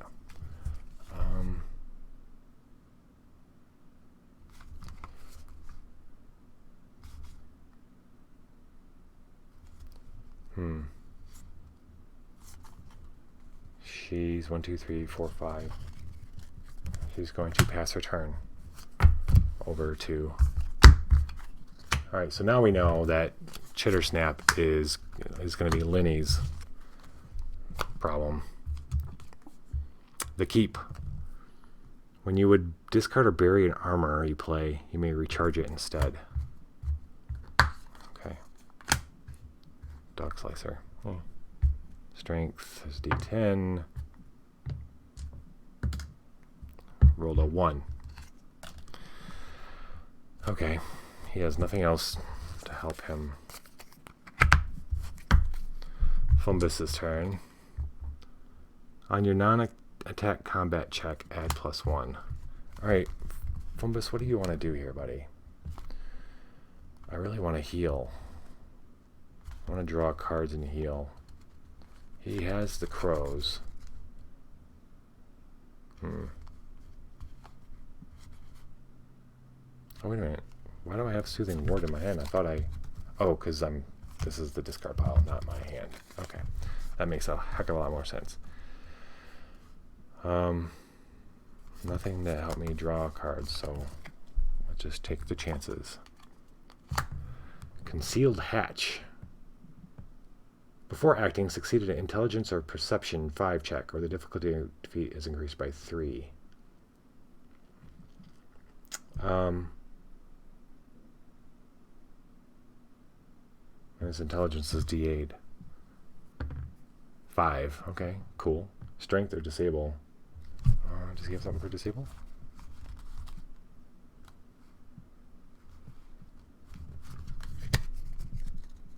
Alright, I'm going to use my gem to be able to use dexterity, the D8, or D10, I'm sorry. For a non-combat check, recharge the roller instead of the normal die. So I'm going to use that for the disable. So all I need is, holy shit. You kidding me? You kidding me? Okay.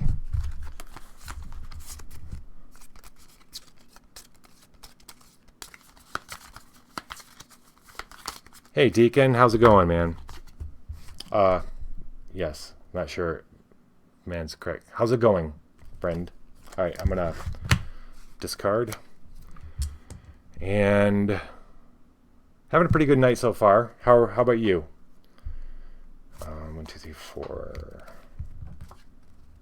5.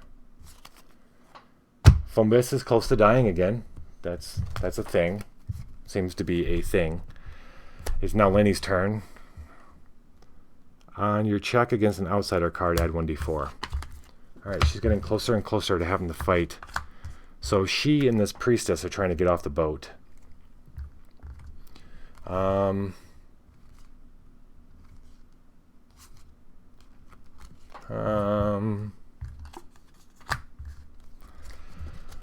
Before acting, a random local character summons and encounters a barrier. We do not have to encounter any kind of barriers. There's no other local characters.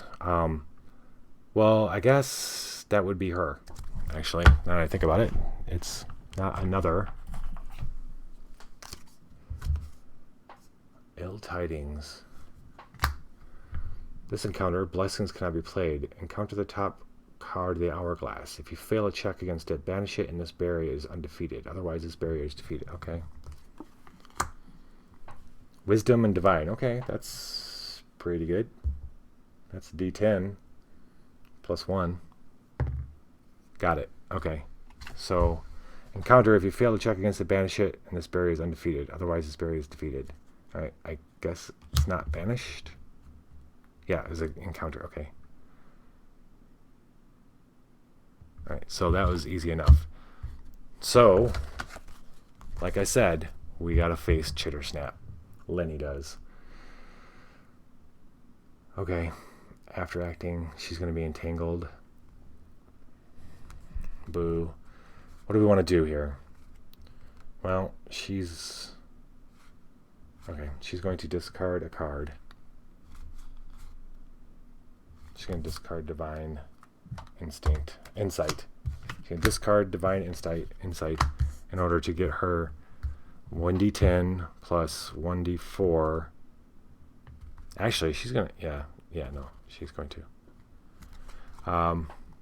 Then she's going to discard her Harrow for another d10. She gets to draw a card and give a card to somebody if she wants. And she's not going to, I don't think. Then, that was blessed. Then she's going to, Drugami is going to help her out. Going to add a 1d4. And, alright. That's 28 versus 12. Definitely in our favor. We're adding that's plus 1, plus 4. Actually, we just need 8. 8. 2, 8, 9, yes. 10, 15, yes, 15. So, she grabs after the, what's the last thing she fought? Oh, the rat thing. She grabs the priestess's hands, and they go to move down the plank, and coming up the plank is kind of half crawling, half walking, like humanoid. He stands up. Maybe he's got like 2 arms on top and 2 legs, and or 4 arms. And Chittersnap looks at them and then comes running up the thing, up the planks. Lenny runs at him. As she's getting close, she drops and slides between its legs, and Drugami comes out of the shadows behind her because it puts its head down and goes to grab her. And while it's doing that, Drugami attacks from behind her and rips into its head, and it howls and screams, or chitters and squeals as Drugami rips apart its at the back of its neck, and then they both go falling off in the water. And Lenny goes over the side, watches anxiously, and then Drugami comes up and swims over to the other side of the shore, and gets out and shakes off. And she looks down, and nothing else comes up out of the water. Chittersnap is dead.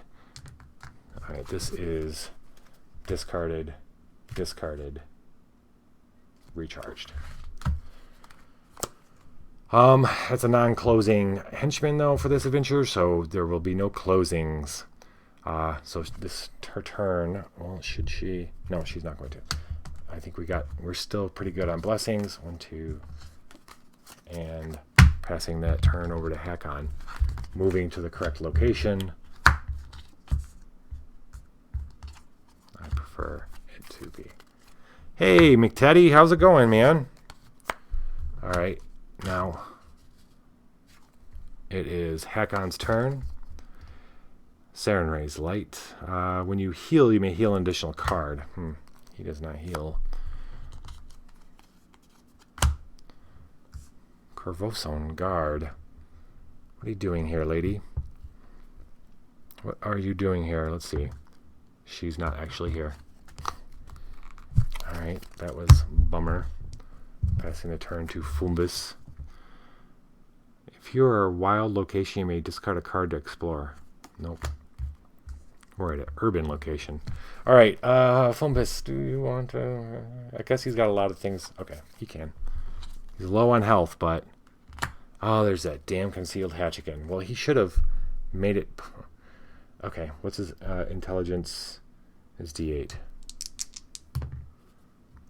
So it's increased by 3. So strength of 8 or disable of 6.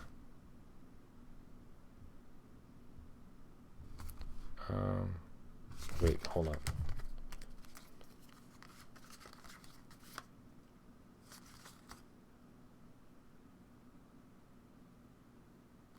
Ooh. Lenny somehow is going to cast Burst Bonds. When a character encounters an obstacle or trap barrier... Yeah. Oh, wait, this is not an obstacle or a trap. This is a lock barrier. Boo. Boo. Okay, never mind. And then...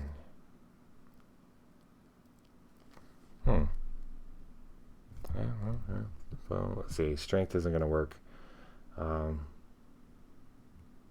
Disable, he's got a D4. So we're just going to shuffle this stupid barrier back in here. And Fumbus has to pass the turn. Unless he wants to discard a card. I mean, he does have a blessing. We're still good on ours, so we need to find these 2 evidences. Just don't know what those are going to be. Lenny. Alright, Lenny is attempting to get off this damn boat.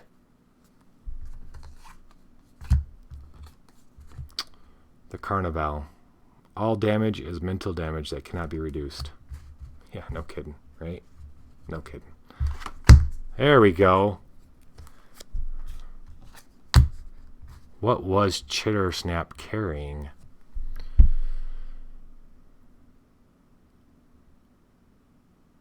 Could Chittersnap have been coming back? Yes, Chittersnap had a satchel. Chittersnap's been his courier, because Chittersnap can move through the shadows, move very quickly through the city, unseen. And, of course, if it met any trouble, it could easily dispatch that trouble. When Drugami attacked Chittersnap, and it fell over the side of the planking, its satchel fell. And the satchel is a letter, but let's see. Well, we're going to try it. Okay. It's going to be a letter from our ambassador from Cheliax. Okay, this is Lenny. She's got to do intelligence, wisdom, knowledge, or perception. So she has perception as a wisdom +2. Okay, this is good. This is really good. It's D10. And then she can, on a local check, she can play the trumpet to bless twice, which is even better. That's 3D10. Then, is there anything else we want to do to make this even more? There's something else she can do. We can only play one blessing. I don't think anybody else has got anything that can play that's not a blessing. No. Okay. Oh, no. We'll save that for ourselves. Okay. 3D10 +2. So she needs a 9. 5, 7 is 12, 4 is 16. Lenny notices the satchel right away and opens it up and sees the sigil, the sigil, the seal, and knows it looks official and hopes that this is something that could be useful. And she drags the priestess off down the docks and starts working her way back, hoping she'll find Fumbus and Hakon soon. That closes that. That's our third evidence. We need one more evidence in order to finish this. No, that's hers. Okay. She's going to draw one card. And we're at Hakon. The unicorn. Your check to acquire is blessed. Well, thank you. All right. In the den of iniquity. Where's my other evidence? Oh. Anyway, I got 2 evidences.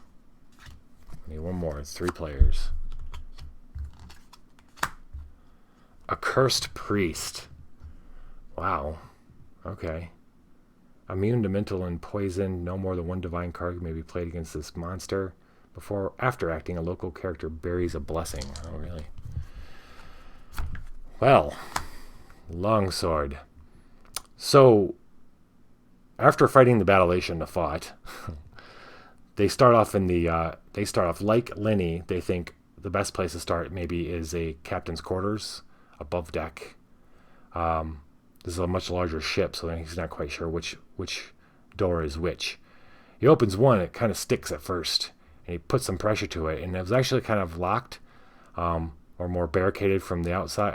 It was barricaded from the outside, and he takes off like a piece of wood and pushes it in, and inside is something that everybody wanted to keep inside.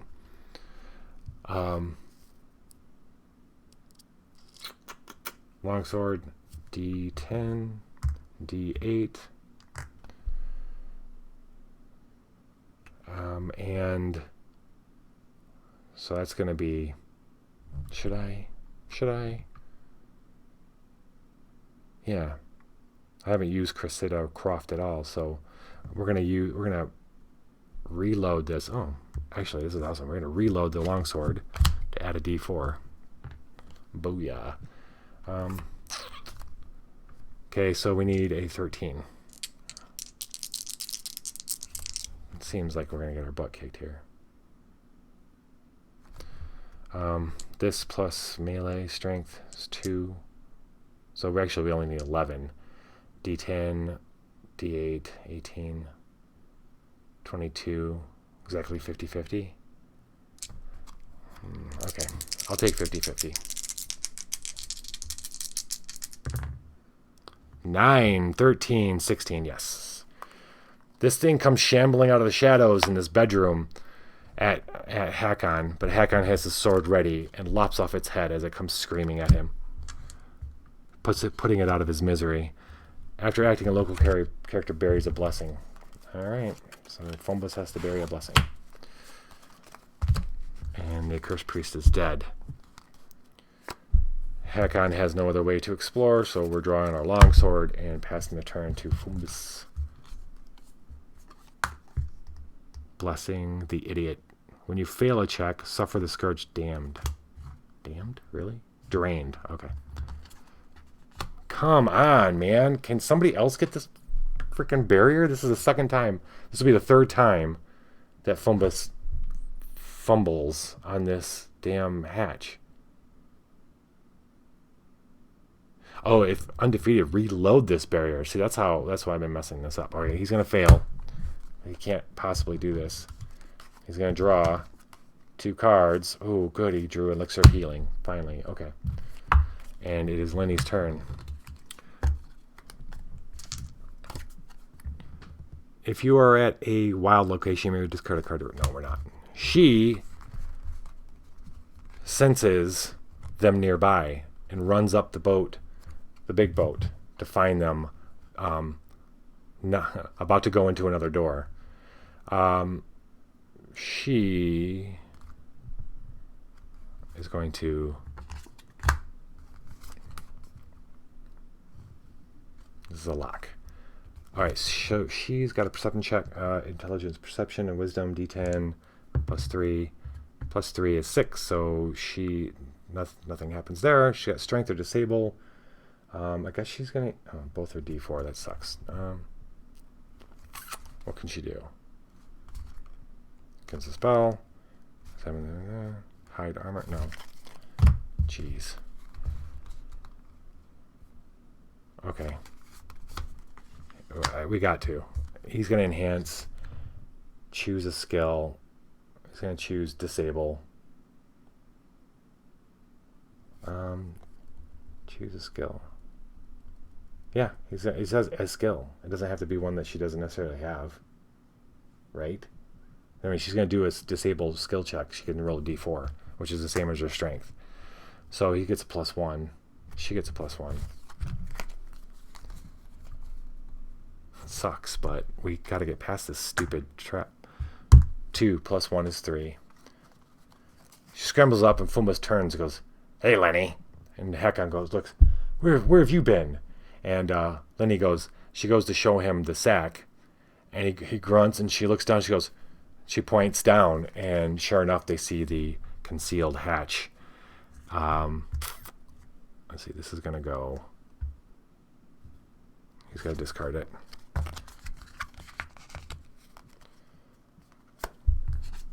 And she's going to, yeah, she's going to use her dog. And of course, the very last freaking card is the evidence. All right, so this is her. This is good. She's perception. That's a D10. This is a task barrier, so that's not going to work. What other pluses can we give her? Nothing. Nothing from Fumbus. This is just going to take a lucky roll. There's nothing else these guys have. Fumbus is almost dead again. Okay.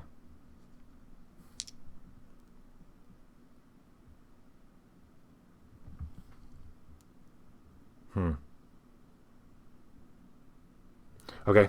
Well, she's got to get... Wait, I'm rolling a d4. Perception's wisdom +2. Yeah. Okay. I gotta get a 9.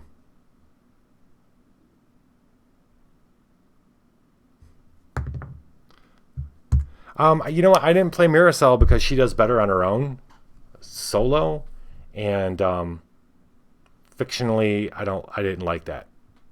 I wanted somebody they could play in groups to go together, but she's basically a solo character.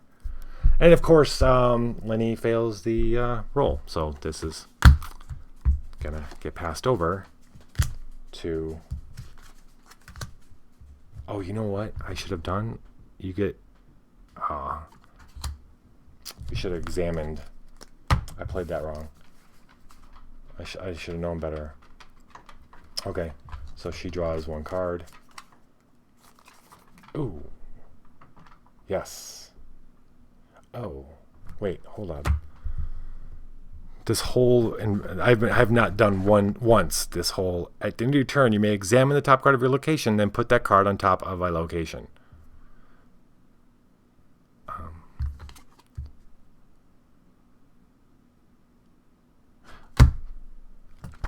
We're going to do this. She's going to, at the end of her turn, she's going to examine the card. Then she's going to put that card on top of a location, which is going to be the same location. However, when examined, encounter this barrier. Add 1d8 to your check to defeat. She's going to try again with her d10 plus 1 or plus 2 plus a d8. I was just playing earlier today on the on my iPad. I've been playing it, and this is difficult, man. Right, that's more like it. So she opens up the hatch, and instead of it being, it's a little storeroom. It's a little storeroom packed in the back of it. It's almost like its own separate little storeroom, and in it are all casks of a flammable fluid of oil and fluids. And in the letters that she got that was being taken by Chittersnap, it alludes to the cargo in the ship that's supposed to be spread around these certain properties, and there's these properties that are listed. It's signed by the ambassador. Well, it's given by the seal of the ambassador. So with the letter that she found off Chittersnap, the flammable liquids in the part of the boat, and then the bartender saying that yes, she's seen that person at that bar before. They feel it's enough they get the hell out of there before they have to fight any other craziness and get themselves back to the field marshal to hand in the evidence. Oh no, my bad. No, that's what their plan is. Their plan is to do that. They grab whatever evidence they can, the little cask of the flammable liquid. He slaps it on his thing. Maybe it's got the flammable liquid actually has, on one of the barrels actually have a stamp from Shellyax. So Hakon grabs one of those. They're like, let's go, go, go. And they start heading down the ramp to get off the boat. And that's when, first off, that's when Knivesies attack. Now remember, we left DeVargo confused in the other boat because Lenny had left him that way. Once he got out of the confusion, he came racing over here to finish these people off himself. But first, we got to fight his little. Everybody runs around with kids in this city. All the criminals have kids doing their dirty work. And this is. Well, we got the evidence when you close your location. Okay, the location's automatically closed. Okay, this is going to be her. Dexterity, acrobatics, arranged.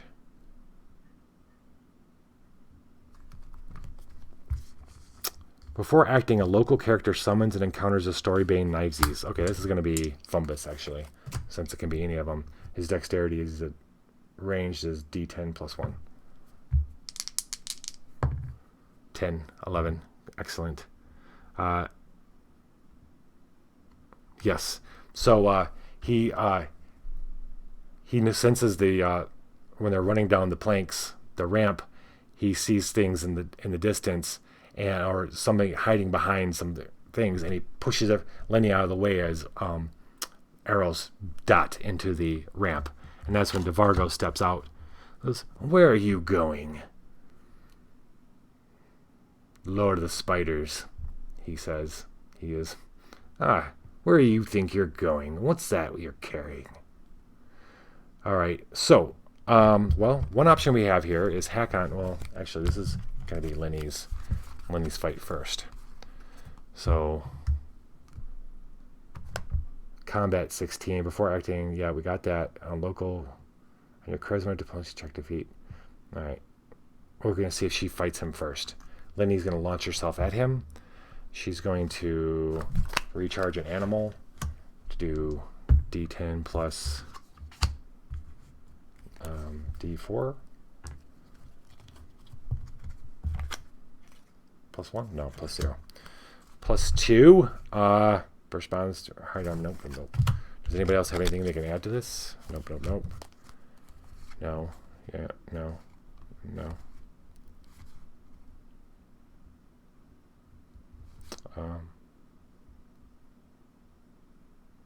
Okay. Everybody else is much more suited for this. 1, 2, 3, 4, 5, 6, 7. Okay. It's 16. All she's got is D10 and D4. So actually, she'd have to roll 14 because she's got +2. Do I want to just use...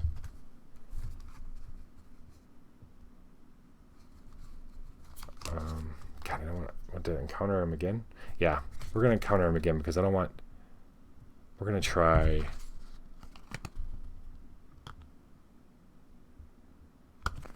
Okay, so Foambliss is going to he's going to throw a smoke bomb. When a local character encounters a monster, banish to let them evade it. All right, in his craft check, he gets to recharge it. That's good. All right, smoke bomb. He pushes Lenny out of the way. The arrows go in the thing. He throws a smoke bomb as DeVargo comes walking out, and they whip around and start running back towards town. However, the smoke bomb doesn't last very long. DeVargo's already running through it, and so are the little kids. We're going to pass the turn over to Hakon. On your check to close or guard, add 1d4. Don't need it. Now it's Hakon's turn, and the Knivesies come running out, shooting arrows. Does Foambliss dodge again? Let's see. I think he does. 4 plus 1 is 5. Boo. If undefeated, 1d4 range combat damage. Great. All right. Foambliss has some armor. Doesn't have armor. Foambliss loses 4 cards. Great. 1, 2, 3, 4. Foambliss is going to be dead if we don't... Well, he's got an elixir of healing left. So that's good. And DeVargo comes rushing out. I was going to ask you where you're going, but now I just want you to die, he says. Hakon flips around. Does Hakon want to talk his way out of this? He could. All right. If you may banish any number of boons. Banish? Do I want to banish? Well, I could banish these 2 because he could just get them back if he wants. Banish. Okay, so if I would have a D8 plus 1. I could banish 2. That'd be effectively another D8. So that'd be 2D8. I don't think that'd be worth it. I think I'd rather just fight this guy. So, longsword. Long story short, longsword. He draws his longsword and goes for him. DeVargo. Lord of spiders. King of spiders. Bah. Humbug. Okay. D10 plus a D8. Plus, of course, he's going to recharge it for another 1D, or reload it for another 1d4. And then somebody, I think she had enchant weapon. She's going to enchant weapon on it. Fire for another 1d4 plus 1. 1d4 plus 1. So he's looking at plus 3. Let's see, plus 3 is 13. He's got... Does anybody have a blessing? No. Foambliss has nothing left. Nobody has anything left. Actually, yeah, Hakon does. He's got a local check against a monster. He can bury a card from his hand to add his diplomacy. That'll be 1d8. 1d8 plus 1. So he's got plus 4, so he needs a 12. He's got a flaming longsword. Now I just want you dead. And Hakon stops and goes, I introduce myself. My name is Hakon. And DeVargo goes to say something else, and that's when Hakon strikes. I don't like what I'm seeing here. 6. Okay, we're good. 10, 13, 15, 16. While Devargo can't help himself but say something snarky, Hakon strikes and puts a flaming longsword right through his chest. I didn't really care who you are. Well, time to go. All right, it doesn't matter. That doesn't matter because we're done. Dead. Ooh. Right. That's it. We win, right? When we fight him and win? Yes. If you defeat it, you win. Devargo dies, cursing them as they run off back into town. They get back to Field Commander's place and show her the evidence. And she feels it's enough for them to at least raid the ship and find this other stuff, put it together. And, well, actually, this isn't like CSI, Law and Order. They don't need this shit. They now know that they've got the stamped stuff in them. They're going to go arrest the ambassador right now. They have enough. So, good job, Hakon, Lenny, and Fumbus. We're going to be able to level up, and we'll check that out later, next time, what we level up. I'm glad I didn't lose this one. It gets so close, man. This game's considerably harder than the Apocrypha, which is fine. It's just even more of a, who are we going to make it or not kind of thing. So, let's see, McTeddy. Yes. Yeah. Well, the digital version. The digital version is what's cool about it. I think is cool is it added more of the So this version of the game, version 2, of course, whatever, they add more of the story stuff into it, which is great. So you get this the storybook, and it tells you stuff that's going on. The other versions didn't have that at all. But then I'm playing the digital version, and there's a lot more to the story between the characters and stuff that's going on. I was like, oh, that's really cool. If I would have known that, it might have been better. This mechanically, though, is by far more fun than, I was just joking about losing. I never felt too much like I was going to lose the last one.